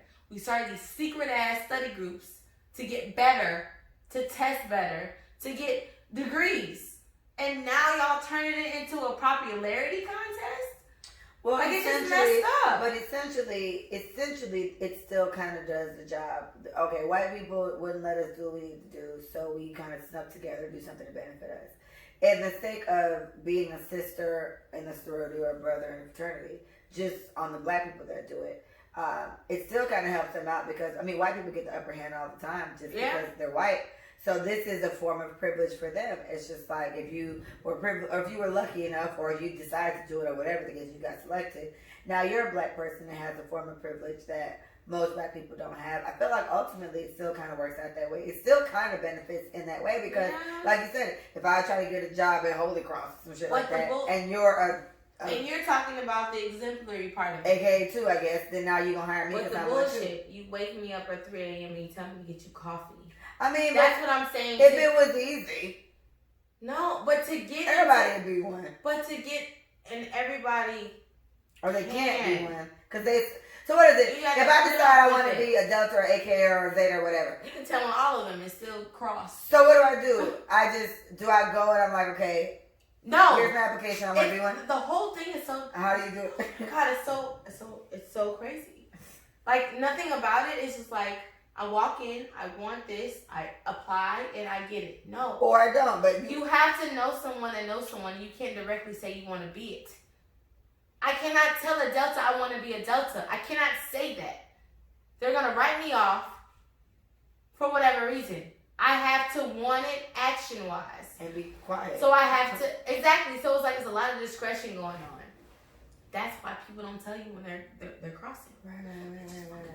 I've seen stuff. They disappear. You get disappear. And your butt hurts. No one sees them. And their diets change and they get skinny as fuck. Like, it's just so many things that are happening. Like, it's and I get it. Like, it's I say I get it because I understand the privilege and the prestige behind it. It's like, and there are perks. Not everybody can do this. To me, the bigger point is there's perks. But stop There's trying. perks to being into this. You're right, but don't try me on some low level, I'm a rat type shit. Well, this is don't make me wake up at 3 o'clock when you know I have an exam at 6 o'clock. And this is why you're not in one. They deter people away from their actual goals just to be a part of this sorority fraternity. I had an exam at 7 a.m. You called me specifically at 6:57, and you told me I need to give brother whatever and sister whatever a cup of coffee by 6:59. And if I don't do that, I might as well kiss my chances of being whatever goodbye. You're making me choose my scholastic purpose of being here to being on your line of whatever, hoping for a better future for myself. So like, it's a power struggle, bro. To me, I guess the reason why I can you would never do it. The reason why I can see through it, I guess, is because That just sounds really hard, right? Having to do some shit like that. But life is hard. So what? Like, you gotta go through tough times. That shit ain't the rest of your life. It's a couple months, or I don't know how long these things last, but. And they last. Some of them last because they get in trouble. Right. And some people squeal. And I was hazed, so then I gotta postpone. They gotta lay low. Like, you gotta go through all of that. It's a couple months of doing some shit, annoying shit, and then you get the perks of whatever it is it may be, right? I've heard stories of people saying a certain shit I'm just not gonna do. They still made it. They just kind of stood their ground and said, I'm not gonna fucking do it. And I don't know. I guess I just take it as, yeah, it sucks to have to get up that time of day and do whatever, but you talking to somebody who used to go, like, I had to beat up. I did my homework. I turned in by 3 o'clock in the morning. I still had to wake up at 6 to go to work. So it's like, ultimately, I did this shit all the time. Yeah. So it's like, if you do it, you'll do it if you gotta do it. So it's like, yes, it sucks, but this is probably why. This is why you're not doing it. And I can't say I would have wanted to be getting that shit either. No. I did it now as an adult, as a mother. But shit, when I'm in college, I'm fucking 18, 19, 20, and you want me to do what, bitch? And then, on top of that, you want me to meet you in the woods at 4 a.m. That's scary. I'm like, that sounds like you want me to meet you in the woods at 4 a.m. and then when you meet me, you give me an assignment of whatever the fuck. Drop and give me 50 sit-ups. I would fail right there. There's no way. I can only do like. So my thing is, there are people who have gotten away with it. You know, there's this girl. I'm not sure what line she's on. Delta. They call her Pop Off. It melted. It's like, what's all this water about? They call her Pop Off because she punched the bitch in the face. Good girl. Because the girl got in her face. The girl got in her face, and she literally was like, "So you really gonna blah blah blah?" And she going in, like she's in this girl face spitting all of this shit. She was like, "Ho, you worthless, you blah blah blah." This bitch punched her. She punched her and shit. And she was blindfolded. She doesn't know who she punched. She don't give a fuck. Yeah. That's my punched the vice president. And she still crossed. So my thing is, people try you based on what you allow them to do. And then I think they definitely pick who they think would make their sorority look better. Because to me, I always think about it with sister to sister, which was a lighter note. But I wasn't liked by everybody. But they picked and choose. Like, I know there was at least 2 girls. I feel like one was Rashonette, but I can't be sure. But there was a few of them were just like, oh my gosh, you're so cute. You gotta be in sister to sister. And they just kind of made up their mind right then and there. That's going to be the case. And we did end up being a sister to sister. And I remember I was just hoping, please don't let them ask me the whole fucking sister to sister, whatchamacallit, because I don't remember this shit. I do not. The vision statement or whatever the fuck is long. I still don't know it. And I was like, I hope they don't ask me this shit. And they never did. Thank you. Thank all my pearls. But it could have been. So I think they do kind of make their mind up on that too. Like, you know what? I really like how she carries herself. She'd be a good addition to the group or whatever. And I don't know. I'm speaking on behalf of what I'm just assuming. I've only had a very light, large group of women type of scenarios in high school, and it wasn't a sorority, but it was started by somebody who wasn't a sorority, and she kind of gauged it the same exact way, and this is how we got that. And that's how I got to whatever you guys do now. I know a few women that are in sororities, they really like it, and I've heard about the benefits of being in it. Mm-hmm. The guy that I'm dating, he's a fraternity. I think it's the brown one. I think I asked him. I think it's brown, yeah. I think. But he even says now, we had a whole talk about, okay, what would you do if like I slept with one of them? He's like, I couldn't talk to you. And I was just like, well, how would you know? You know, because he went to school. He went to Tampa. What's that, South Florida? He went to South Florida. So I'm like, I've never been to Tampa, but how you know? What if I fucked one of them like freshman year, wild night? It just happened. And he was just like, I couldn't talk to you. How the fuck would you know? And I was just like, well, you don't go around and like, you don't throw a name out. Now he's like, I don't know what type of fraternity you're in. He's trying to be shady. But he's like, I still talk to all my frat brothers. And when we do start taking women seriously, we definitely still throw names out there. I was like, that's wild. Yeah. You're 32. You've been out of fucking college for years. But it's the camaraderie. It's the brotherhood. They still out here running names through the fraternity. So that shit weird.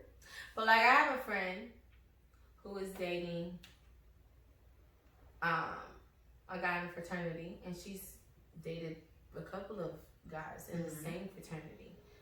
And it didn't bring problems, and it's not. It didn't bring no. Oh. It didn't bring problems, but it was a situation where it was like, okay, so you have a girl, and she was taking the guy seriously, but he wasn't taking her seriously.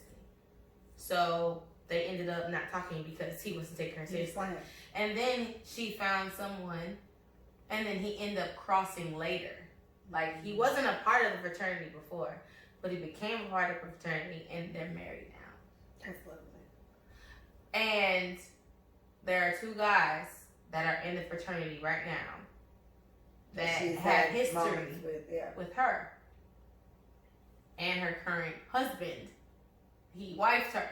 So it's one of those things where in the beginning when they were talking, it was like, she said, I gotta be honest. I such, and with this, I'm sorry. I didn't know you were gonna cross. Hey. And then this person is like, okay, cool, we'll deal with it accordingly. What does that mean? That means we're getting married, bitch. Yeah, and they're married now. So it's like, this person decided to continue forward, knowing that his brothers could have possibly been with had relations his girl, but we're a fam. We don't know who's gonna do what until they do it. We have a mutual friend that's talked to guys in her guy fraternity, whatever, but it wasn't at the same time. She didn't know blah blah. Mm-hmm. And when she was having issues with it, because it was an issue for them, I had called Tampa Confusion, and I was just like, hey, listen to this. So he was like, wait, he's in the same frat, and she was like, yeah, but this is before I even met him. And he was like, God. Yeah. And he implied, and his thing was, I couldn't fuck with you. I just couldn't do it. And I was like, you already been fucking with me for like a year now. Like, what the fuck? So he was just like, when I tell you where I went to school and what I did and what fraternity I'm in, I'm expecting you to say, oh, that one? Well, I fucked two niggas in that fraternity. What my friend did. She said, I used to deal with such and such and such and such. Sorry. Yeah. It happened. I just gotta tell you. Because it's gonna be more embarrassing. If you find out by then. Mm-hmm. And there's no telling how they're gonna tell how y'all got together. And I think men are dramatic. To be honest. Men are so dramatic, and I think that they fabricate situations. I don't say they can lie, but I feel like they definitely hype it up to be something that it definitely wasn't. So there you go. Well, to take it all the way back to Boosie, they seem to be giving him. They're fine. They're not giving him a hard time. He should get leeway. It's Boosie. Yeah, they're not giving him a hard time now. Yeah, they're not giving him a hard time. He don't want to be a capper. Right. He doesn't want to be. And he straight up said, he's like, man, I ain't go to college. I don't know what none of this shit means. What the fuck, And they were chilling up on him. They didn't really stress him out about it. So shout out to him. But I did think it was interesting with the level or whatever. I never want to disrespect what you guys have and all that, because if I did go to a big university, I would have wanted to be into something. But I've honestly heard very many stories about how the way you set up, it wouldn't have worked. And I was like, well, you wouldn't have. Yeah. And now the world may never know. So fun. Next. So Shaggy, you know Shaggy, right? Jamaican artist Shaggy. It wasn't me. Was she coming me on the camera? It wasn't me. He was asked if he was going to be on Rihanna's new album, and he said, because Rihanna's album is apparently done, she just ain't released it yet. And he was asked if he was going to be on it. He said he was contacted about it, but they wanted him to audition to be on the album.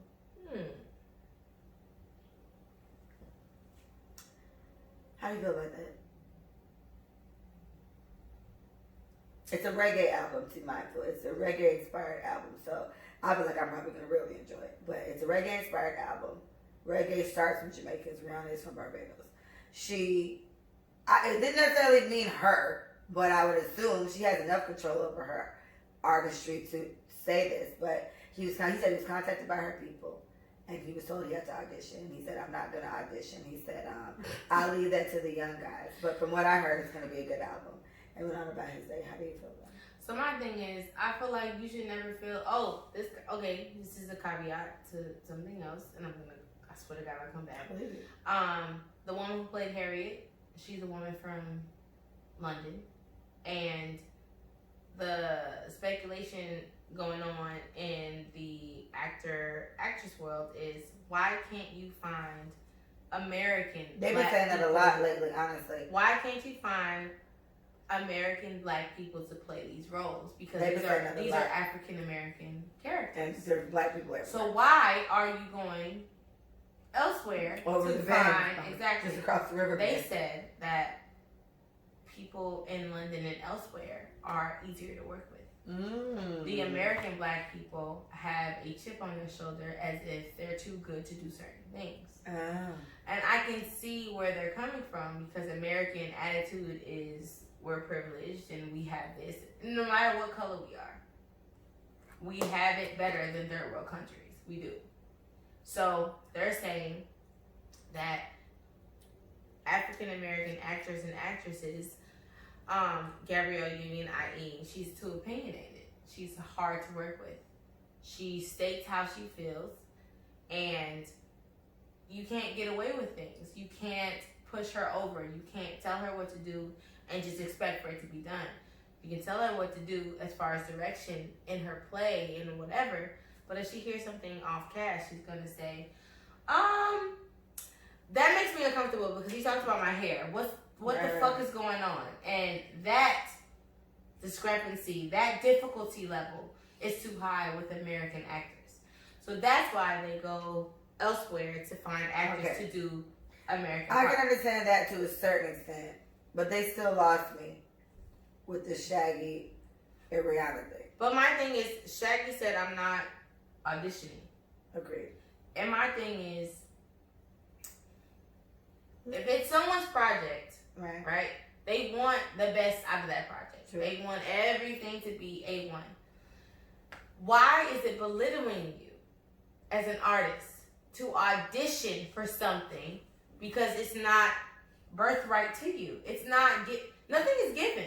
Everything, you gotta work for it. Right. So, regardless of who the fuck you are, like Beyonce, I'm not auditioning for shit. Okay, Beyonce. Shaggy, I'm not auditioning for shit. Like, it's kind of hard to be on his side. I think Shaggy is talented AF. But for what Rihanna and her producers want, it may be a little different of what they're looking for.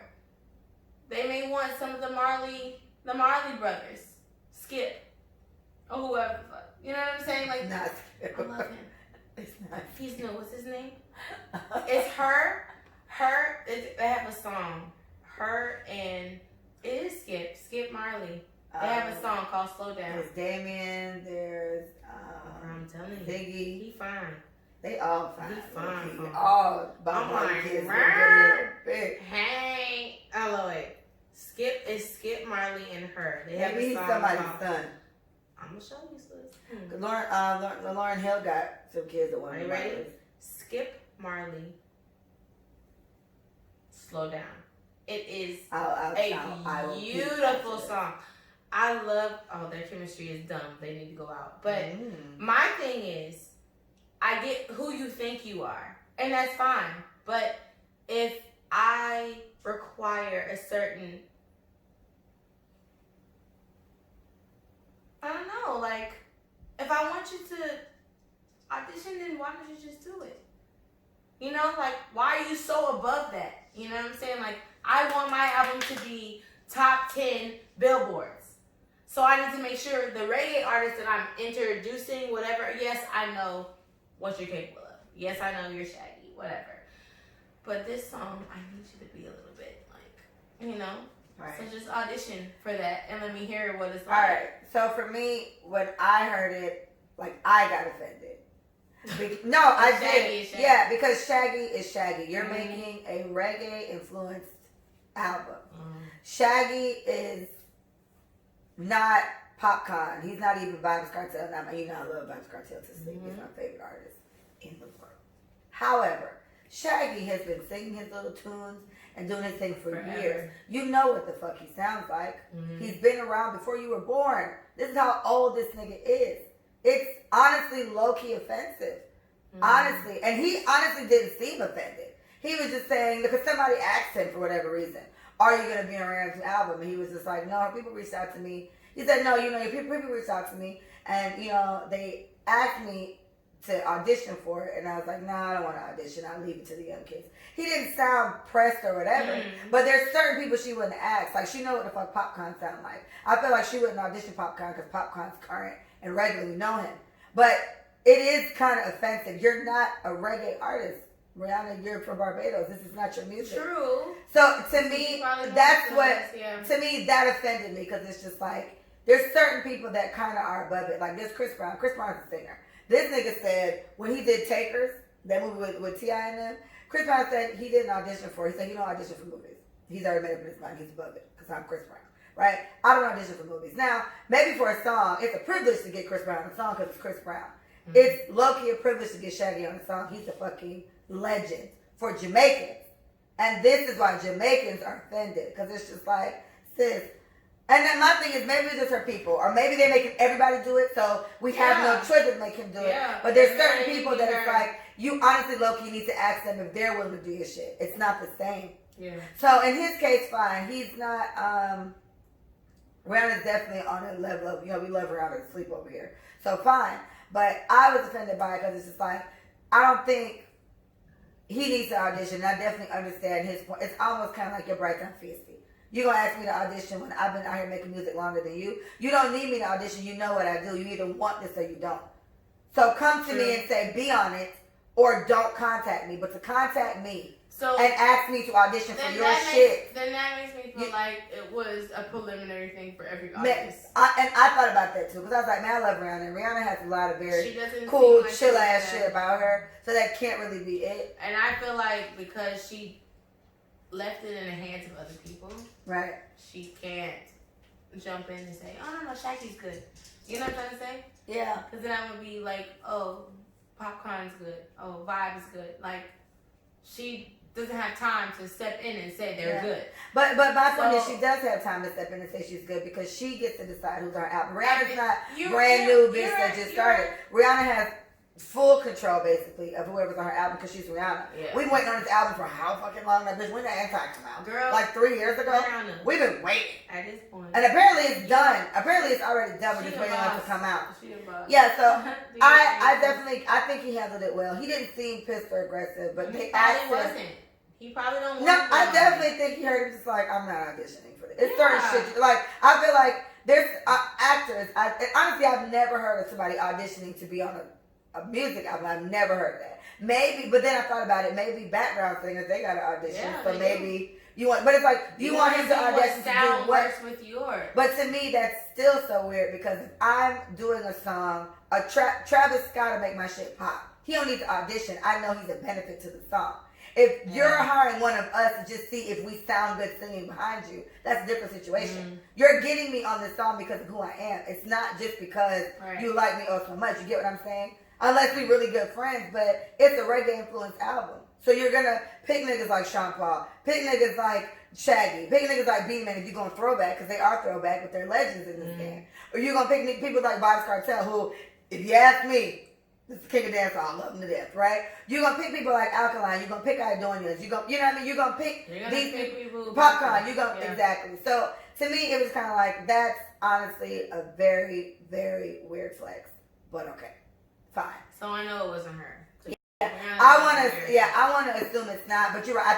I thought like it could be a preliminary that thing. Makes me, and that everybody makes has me to do think it. Of that. Because she doesn't have time to hand select, so she has a pool of what she wants, and then her publicist goes out. But to me, that's even weird because of all the things, that's not something, as a singer, that's not something you put in the hands of somebody else. I want Micah to be on my album. Yeah, but so go get Micah. Yeah, but see if she'll do a feature with me. Yeah. This is why I think Rihanna does have something to do with it, because she doesn't have to sing with Shaggy. She don't have to do shit. It's who I blend with. You get what I'm saying? Rihanna can come out with just her, and you know we finna ride that shit for the rest of the. You know we gonna do it. But I honestly feel like, to a certain extent, Rihanna may be very hands off with this shit because she has other things going on. She got the Fenty. the Fenty line, the clothing, and then she has Fenty Savage with the lingerie. And I feel, and makeup. I do feel like she's stretching herself thin. I do. It could have been here's a whole all Jamaican artists. Exactly. Here's a group y'all trying to see who sound good on this song. And she could have said, "I love Shaggy. I love blah blah blah. I love blah blah blah." Ask them if they're down to blah blah blah, and then see if they can sample something. Because they could have just said, "Hey Rihanna, this song we want a guy on it. Okay, we think you want a guy. Okay, yeah, I want a guy. Right. All right, fine. We're gonna try all these guys, see who'll do it. Okay, cool. Exactly. And then we're trying to make all you guys audition. Okay." It could be just that one little bridge. That's what I'm saying. And between Shaggy, Beanie Man, and Sean Paul. Who gonna do what on that? We need you all to try it so we can see what sounds better. What is your spin? You've done well. Sound. You've done well, Michael. Like, you know what I'm saying? Because you might sound weird on track. So he might sound better on the track. He might sound better for this song. Yeah. You feel me? He might sound and better so, on at the end of the day, like, I fuck with Rihanna. I think yeah, we she's do. a real bitch. I really do think she's a real bitch. I'm taking mine off. Not going back to that. But honestly, we keep it on for a week and go back. Never go back. Like we paid her and we did that. But I do feel like, in some degree, like she had a very small role to play in that. But I don't think it was as major. Rihanna's a real bitch. I get she very feels real real to bitch me. vibes. She feels so real to me. But to be fair, if the options were Beanie Man, Shaggy, and Sean Paul, they're all three on the same level of you. How dare you? So then somebody would have to audition to try to be on their thing. Yeah. And in that breath, okay, yes. And for me, I guess what I got butthurt about it, if you will. It's just like, don't come into like dancehall culture and then try to treat people that we praise as legends as just regular ass niggas, because they're not. So don't do that. But truth be told, if she picked three of them, they're all three legends in the game. Like, I got a whole I got like 3 Jamaican playlists, but there's mad old Beanie Man songs on it, whatever. Like, Beanie Man hardly even comes out of motherfucking hibernation at this point. So to get him on the track, it's impressive because it's like, oh my gosh, I ain't heard Beanie Man in so long, and all the Jamaicans gonna be lit as fuck, especially if it's Jamaican or a reggae influenced album. So you're right, maybe she did have big hitters like that, and then it's like, not necessarily audition, but like, all right, well, do something on this, let's hear how it sounds, because we got 3 other people we're thinking about doing, and technically that is still auditioning. But Shaggy's been like, nah, I'm sure you either want me. Yeah, and it's cool. Yeah, and he's entitled to feel that way. Yes, he is.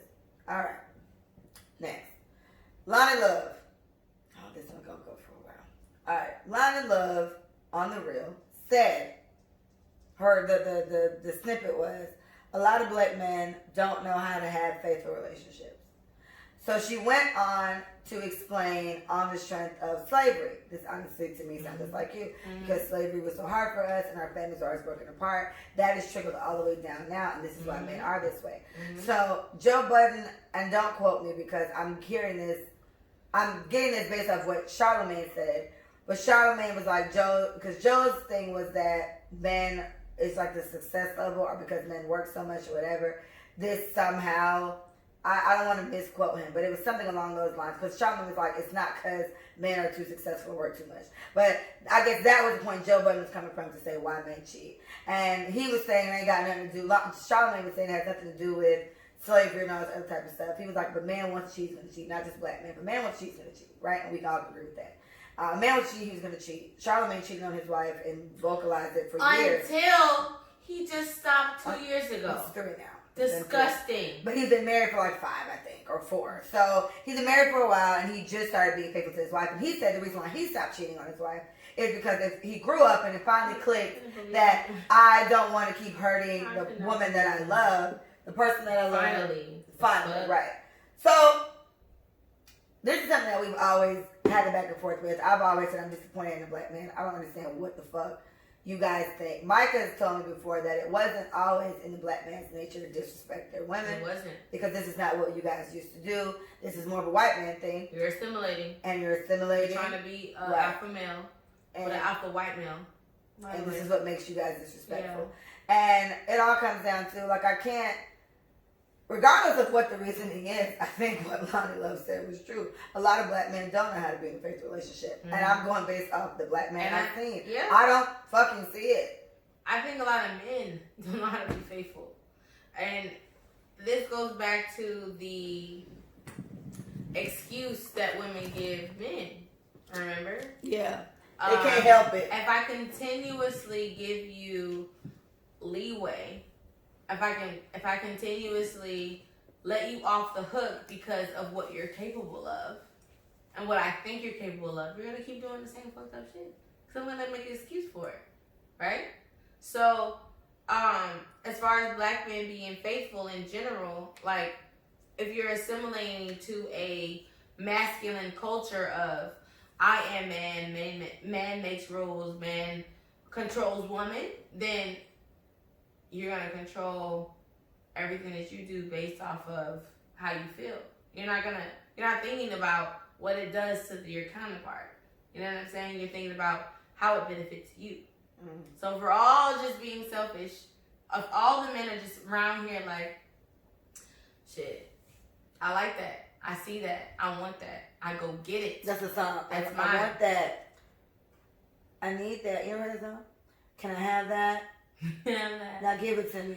Special delivery. That's what it is. Special delivery. I want that. But that's what I'm saying. Like I truly believe that at a certain point in a man's life, if he does not take responsibility of what he's been taught to believe or taught to think and react and act when it comes to relationships, he falls into this downward spiral of what society says he can do and what he can't do.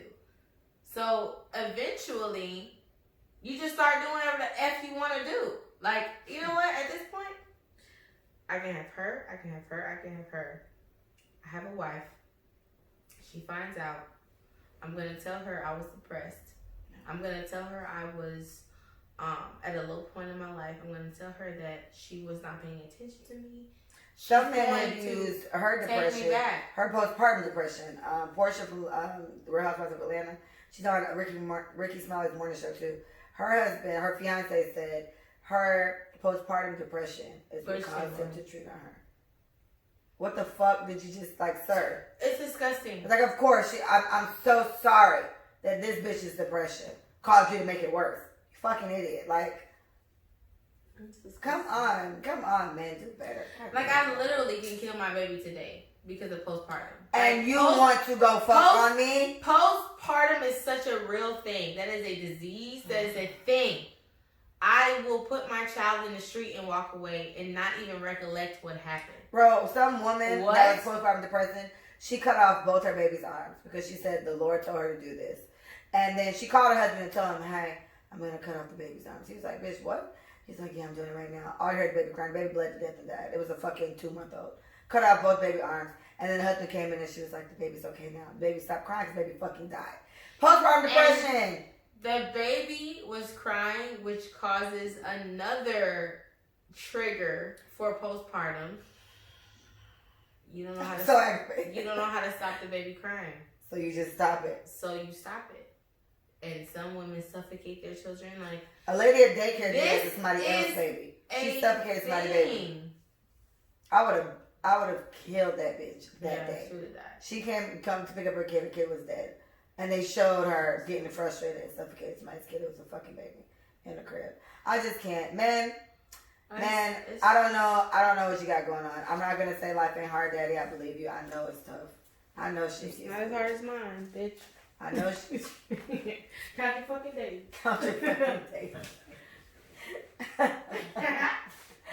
I'm not saying it's not tough, Daddy. Like, I'm not. But I'm just saying, at what point... As a man, and I always go to black men because I've never dated, and I think I've dated a Puerto Rican guy, and I've dated a Cuban. I've never been in relationships with them, but we dated for a little bit. They were actually pretty nice. But I've had full-blown relationships with black men, and you guys have shown your asses in every single situation. Just some disgraceful shit. Not all of you didn't have both parents. Not all of you were traumatized. Some of you are just fucking assholes, and I don't understand why that is the case, but I completely agree with Lonnie. And honestly, her excuse to me is a way to, it's kind of, her logic is an excuse for you. She feels like you guys aren't capable of having faithful relationships because of all the slavery and all the things that's happened. And for you guys that are unaware of that, that's why I was a little wary of, well, this nigga don't even know half the shit slaves went through for him to be acting like an asshole. But it still does carry on through what we've been through and what they were taught and what they were taught and what they were taught and what they were taught that then taught you. And now I got to deal with your shit. So I just feel like it's really unfortunate that we have to be put in these situations because black women want to be a black man. We want to make that shit work, but there's so many weird situations where guys make up excuses. If you can, for any reason, not come up with a valid excuse as to why you treat the women you date a certain kind of way, then maybe you should just fucking stop. Or pull a Future. They seem to understand that if you get to watch, you're in the crew. It's like a group. They're like a sorority / fraternity because it's women and men. And they seem happy. Floyd Mayweather does it with all his women. They seem okay.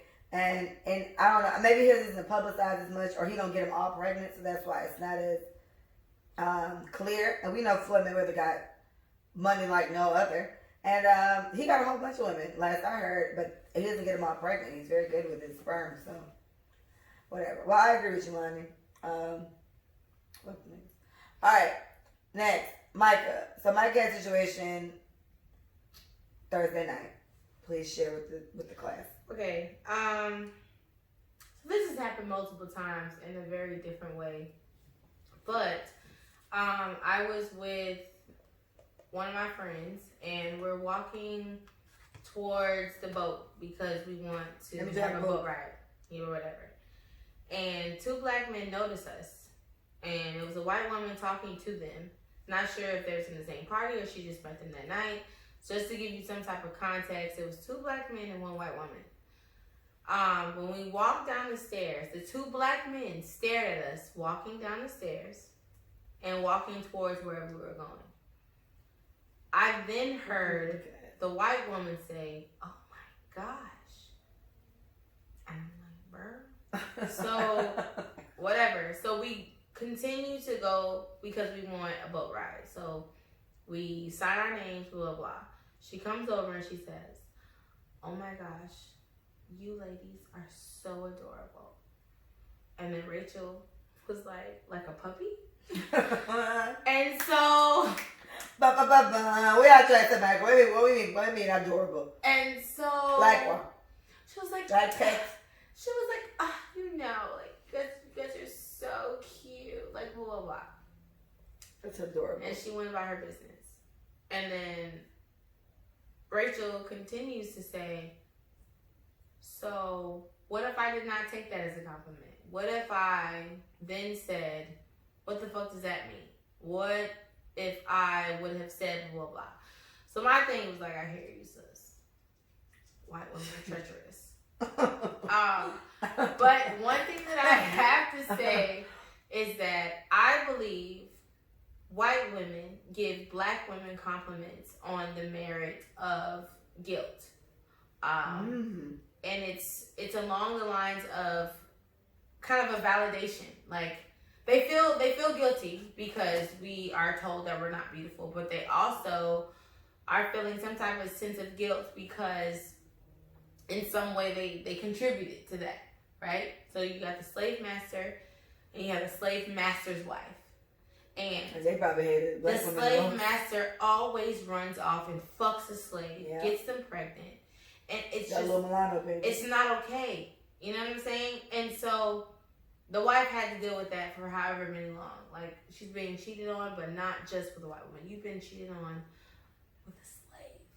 So that means you ain't shit. You know what I'm saying? Like, that has to be some type of... That's the sting. It has to, like, sting differently. That your husband chose to procreate with an animal.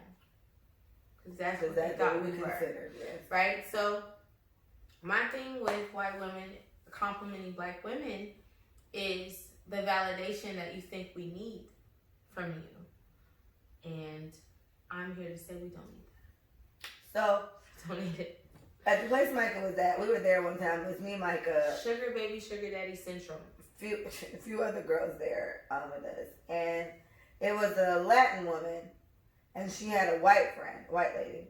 And so the white lady just came up and started dancing with Michael per usual. That always happens. Michael just looks at the dancing for him, but she probably was dancing already, and the girl just fell. But Michael was sitting down. She came up and started dancing in front of Micah and all that. And then her friend was the Latin woman. She was just like, she's like, she loves brown people. She really does. Like, she really loves brown people. And I was just like, am I supposed to like that? Like, so weird. So I looked at Micah, and Micah put her hand on my leg, and I was just like, all right. And so they danced and did all that, and they shimmied away.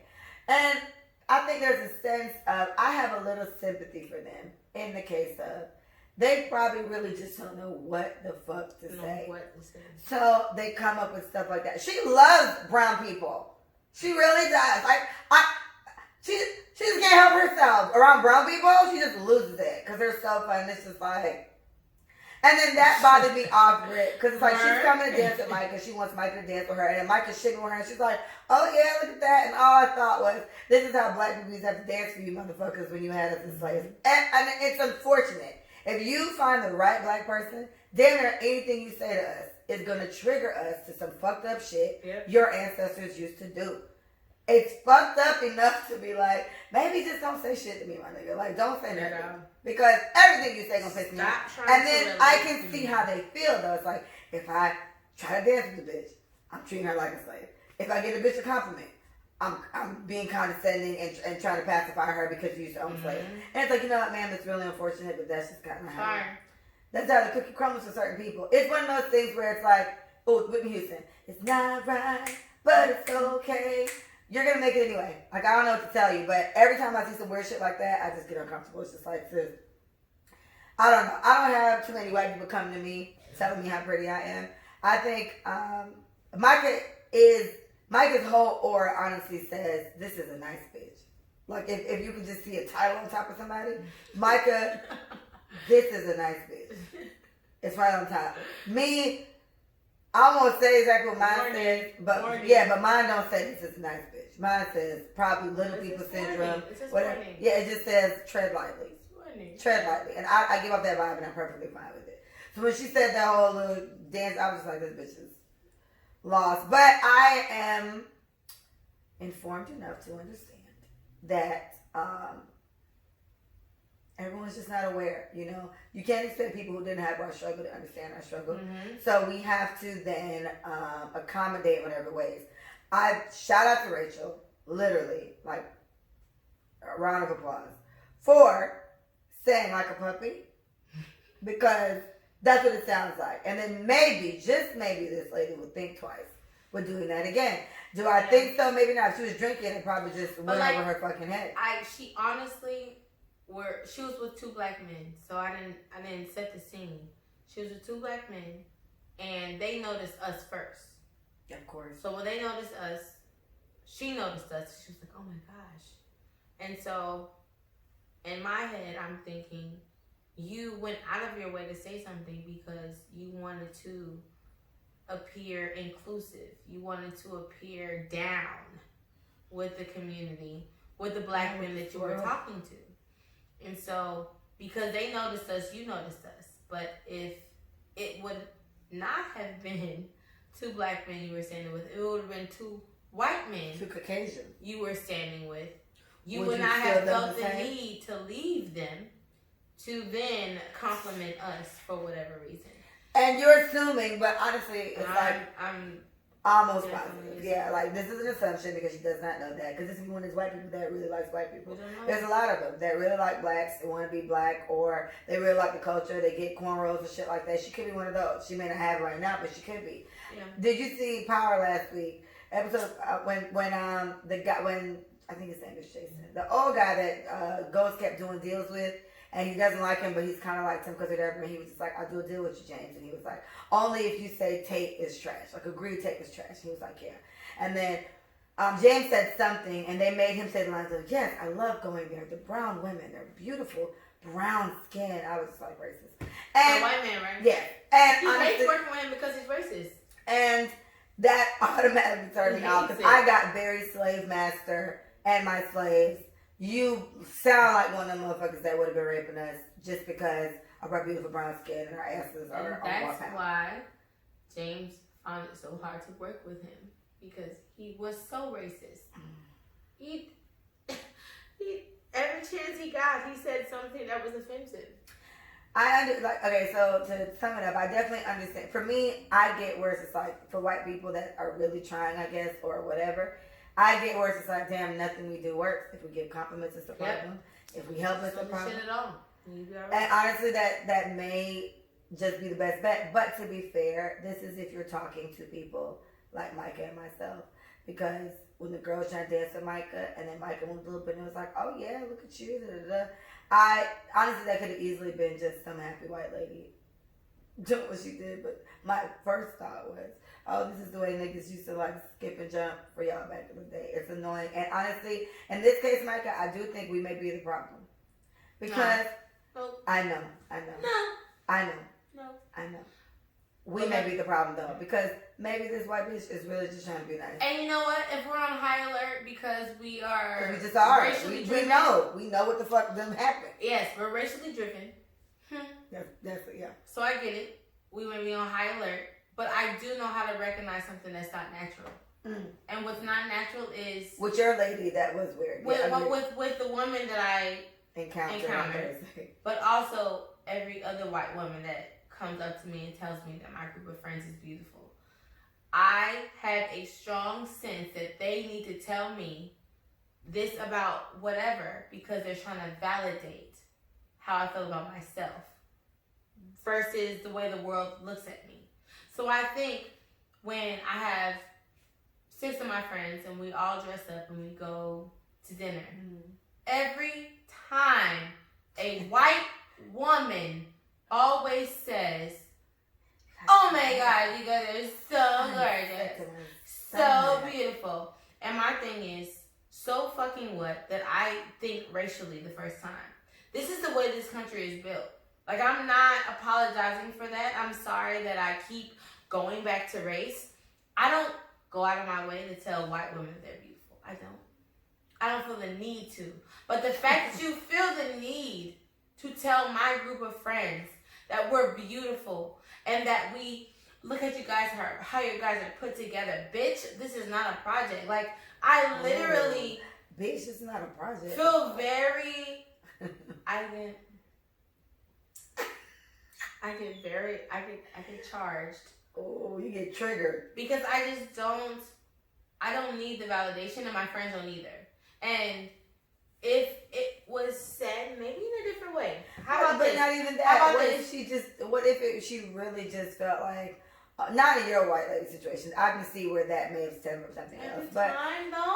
But listen, there's so many white people that own so many black people, which means there's so many of them that just might not fucking get it. Maybe she just seen homicide for the first fucking time. This bitch might be triggered to feel like, oh my gosh, I love black people. Me, or true, pitying. But regardless, this is the only cut the fucking shit. This is the only thing. My thing is, when I first learned about slavery and all that, I felt weird about white people for a while, and then it was like, we're good at picking and pointing when shit seems off, but. What if this is just really all this bitch know how to do? Like, all bullshit aside. What if it's not from a weird place, but white people have a weirdness to them too? Yes, you guys got privilege and you got to deal with it. We don't have too much sympathy for you and whatever the fuck may take place. But at the same time, she don't know what the fuck else to say. And honestly, we see a pretty girl. We say a girl is pretty. But they're so privileged. They have. We see a white girl with a nice shirt on. But they have a nice shirt.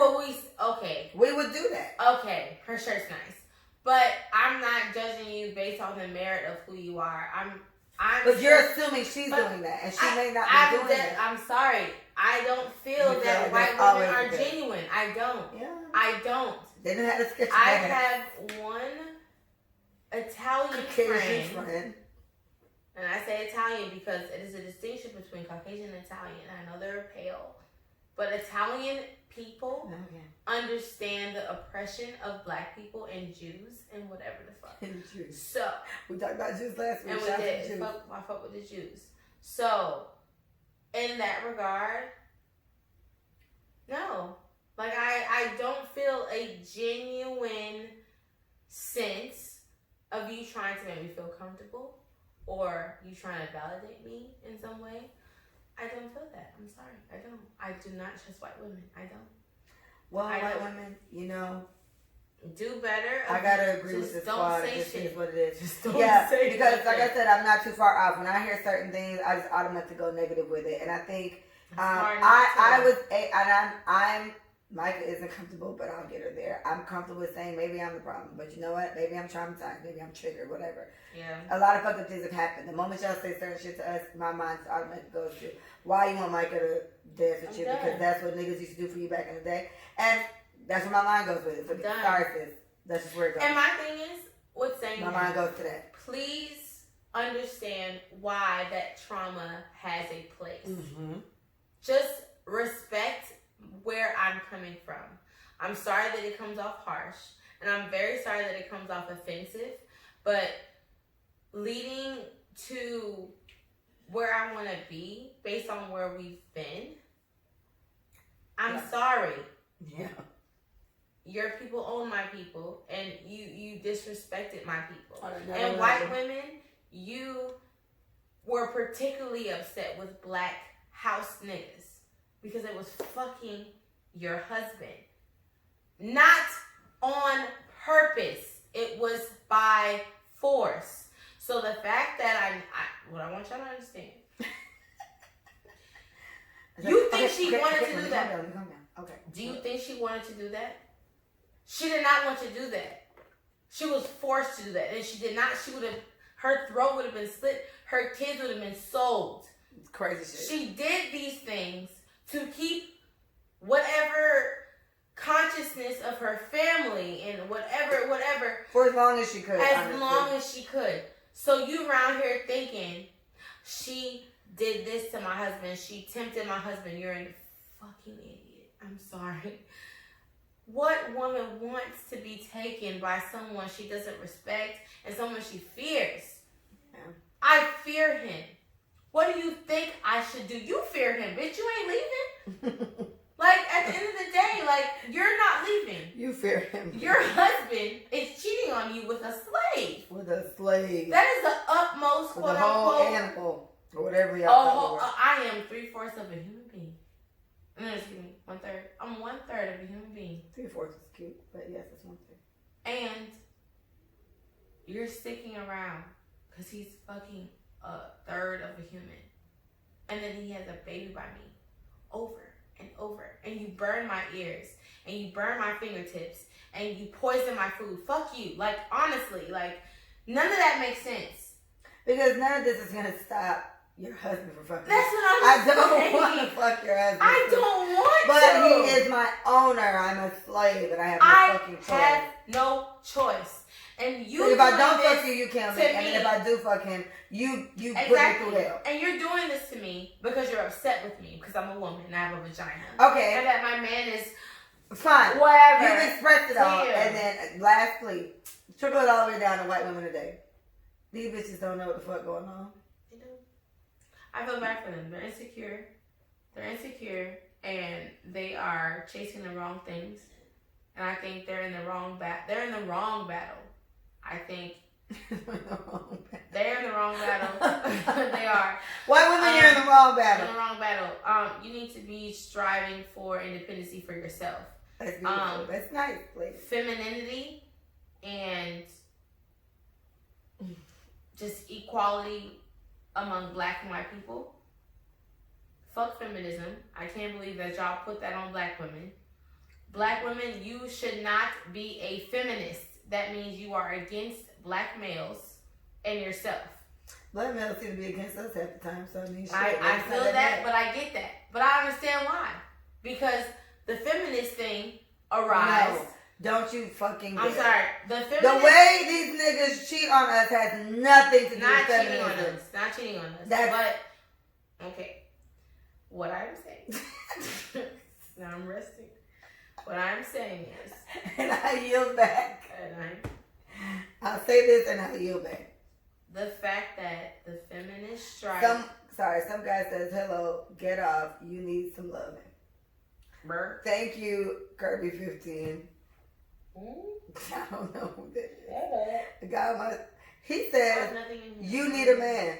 Who needs a man? This little Kirby 15 said on my live, guys. I'm sorry. Who needs a man? He says, "Hello, get off. You need some loving. You need a man." What do I mean? How you not got a man? I don't know who this is. How you not don't have a man, sir? On what minute did he say that on? He just said it right now. It's a minute. It's an hour and 2 seconds. Yes, on my live, he's talking to. He left. He laughed. Or he left. He left. Bitch. Anyway. Bitch. But like I said, like I honestly do feel like the feminist movement and racism came in. Before we end it. No problem. Martin Luther King. It's coming up. The day. His name is Raymond Bannard. What's your first name? He wrote everything that Martin Luther King spoke about. What Raymond? And nobody talks about him. Nobody talks about him. He wrote his speeches. He wrote the I Have a Dream thing? Damn. So I hope he got he paid was well. gay. Okay. And Martin Luther King was apparently a womanizer. He told Martin Luther King, I think this is the perfect time for us to expound on the homosexual drive. You're talking entirely too low for the podcast. Listen. Is your mouth closed? It is closed. This, put it in your mouth. I closed it because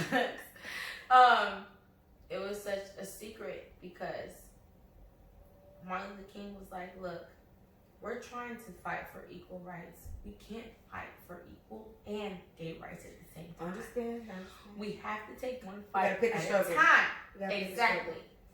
And so he was not exonerated. He was not praised throughout this whole thing. He was a gay man. And so my thing about that is, I know we have choices to make, and this goes back to white women. Okay. I brought this up I see what you did there. because you want me to be full-fledged feminist, and you want me to make sure that my husband knows my worth and blah, blah, blah. That was never the black woman's problem. It wasn't our problem. Our black men listened to us. Our black men heard us. Our black men literally consulted with us before they made decisions. You were shut down by a white man. And you didn't get to work because of a white man. That's not my struggle. So this is where the feminist thing comes into play. Black women, black men weren't shutting you down. They weren't. You were able to make decisions based on what you felt and what you needed for your family. And although black men were trying to assimilate to a white, male-dominant, privileged culture, he did not shut you down in the midst of it. But then feminism came around the same time as equalism came around for black and white people, and women are just like, women rights, bitch, you had a voice. White women didn't. So it's very important to know your history.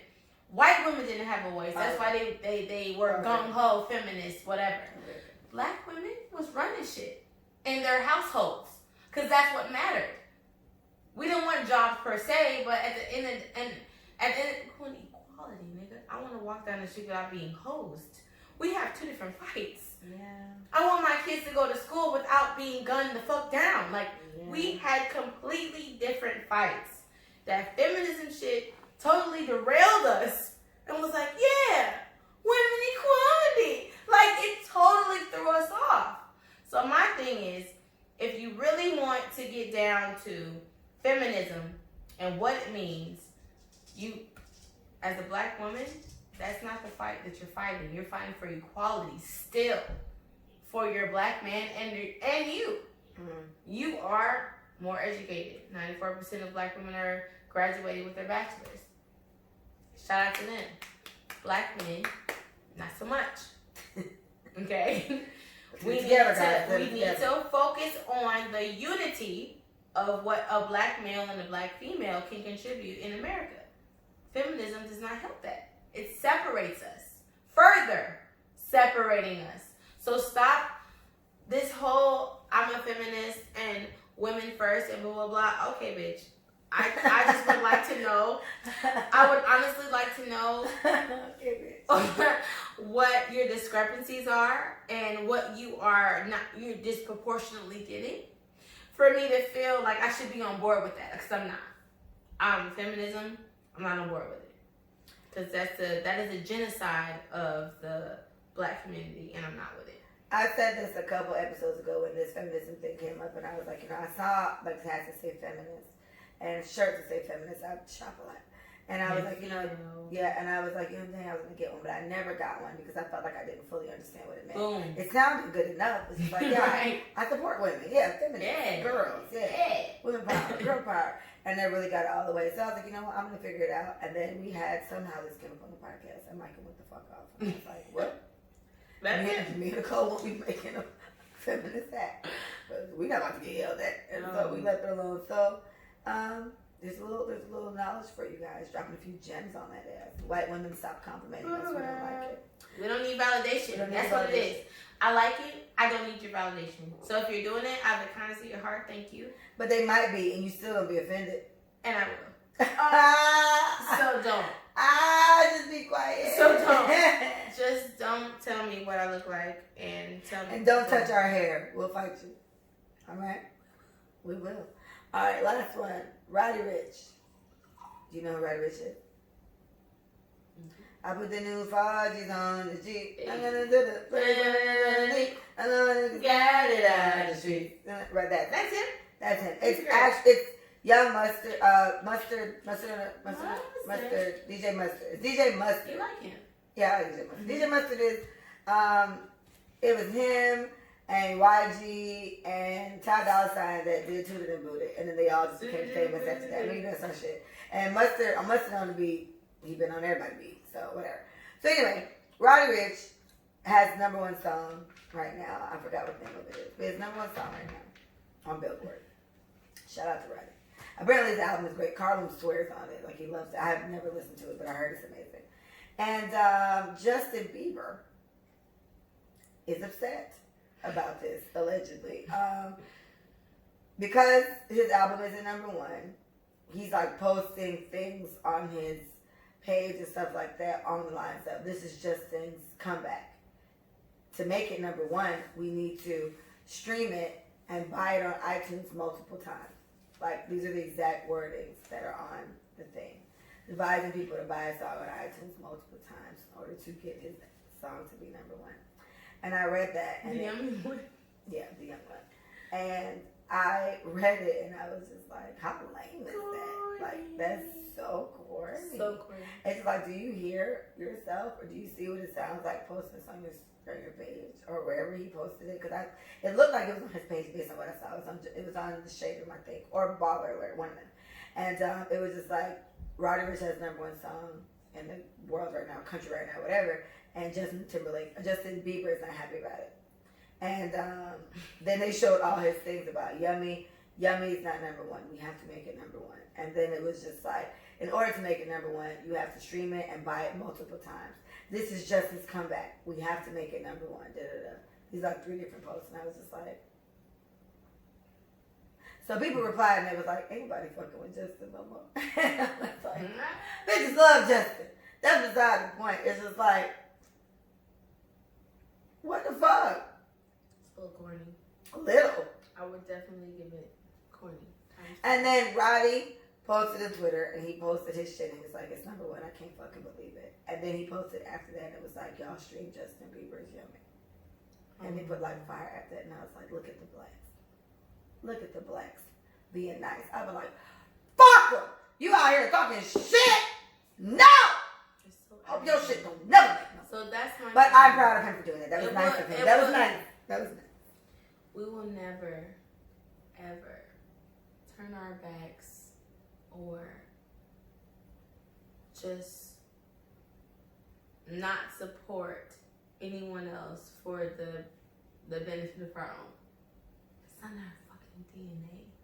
Mm-hmm. It's not in our DNA. I feel like it's in mine. Like, if I was Roddy, I would like, fuck that nigga. I'm Roddy Ricch, bitch. But Leah, you Justin Bieber. There have been instances where you have let people get away with things. things. White people? No, just people in general.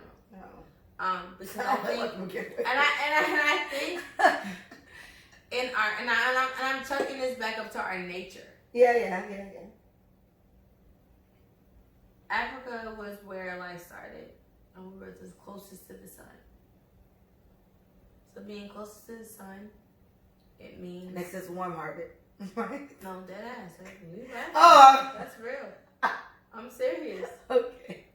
It honestly gives us a more positive outlook because of the things that are given off. The sun's rays, they give off a certain type of energy.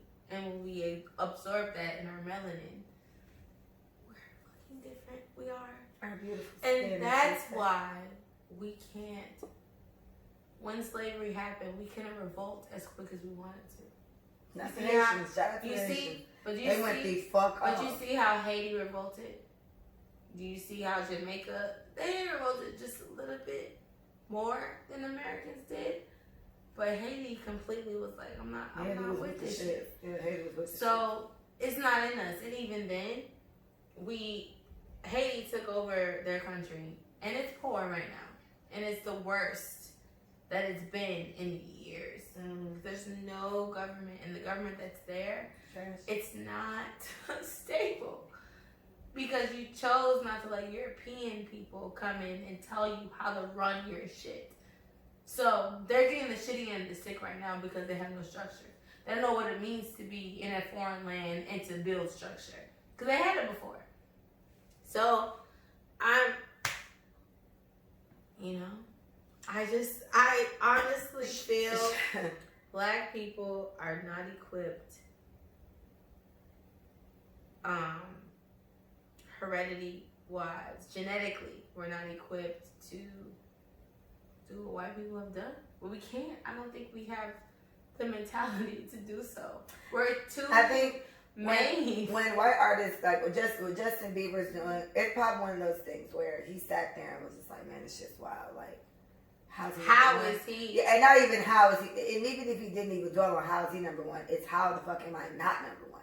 I'm Justin Bieber. And we talk about somebody who at this point is privileged enough because this is baby. This is Justin but Bieber. He's been depressed like a motherfucker and then he like stepped off the scene. He got married and disappeared. So this is the Justin Bieber. And it's like, how the fuck am I not number one? And then he's probably sitting there like, and somebody probably said, ask your fans.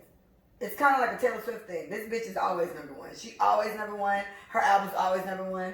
She always been something like, she's like the white version of Beyonce at this point. And honestly, Beyonce is still the white version of Beyonce because she's Beyonce. But Taylor Swift is a close number two. Bitches love Beyonce. I mean, Taylor Swift. So he may be feeling like, you know what? I'm going to just have some. Fuck it. I'm going to just say it. Right? But I think it may be shell shock for him because he needs to put himself in the mindset of the bitches that you used to swoo and woo at this point, they like 27, coming up on 30. Right? And the young kids, I don't know what the fuck them little kids listening to, but it ain't you, my nigga. Like, you ain't out here baby, all. Like, I don't know who the young whippersnapper is right now, snatching these little girls up, but it ain't Justin Bieber. So that may be something that he needs to acclimate himself to as well. A lot of people had to get to it. Justin Timberlake has done well with moving along. He was my favorite NSYNC member because I always thought he was so fine. I still love Usher. Like, I'm still low-key married to him. But Miguel has beaten Usher to me now. Miguel has surpassed Usher to me. And if there's a Miguel concert, I'm going to it. Miguel doesn't have a presence of the 90s. Maybe that's funny. You feel me? Like, Usher has a presence of the 90s. Like, I was in this nigga in like 2003. Is when we know the whole Confessions album. That's over with. That's and I feel like Usher cannot be replaced. Like right. And Justin Bieber. And Usher found Justin Bieber. He's the one that found him allegedly. So he found him, and Bieber's having a hard time being a regular smegular ass. He's been depressed for 2 years. He got very little. Apparently, he's battling Lyme disease. And now he's Lyme disease. Yeah. But Justin, I felt with you hard. Help you Justin get better or Bieber 4.0. I have your CD. Somebody I talked to got it for me. That's hilarious. I do. A smile. Oh. Come on, All right, listen. we're done. Yeah. Oh, you know my favorite one was Erica got me on it, but it was he sang it a cappella with a guitar, and it was just I just had it. It's about talking about being pretty. I'll find it. It was so nice, but it wasn't on. It was on the album, but different. He did it on a guitar, and it was a really really nice little song. This is when he first came out. It was so cute. All right, last thing I just thought of for some reason I had to throw it out. Faith Evans did an interview a couple months ago, or a while ago. I'm not sure. I just heard about it, or somebody just brought it up recently enough that she ate Biggie's ass. She lied. No, she's not. She lied. Hey, come on.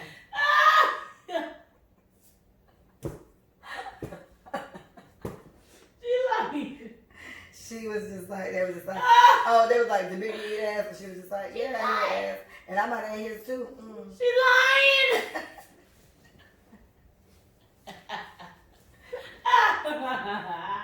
She lying.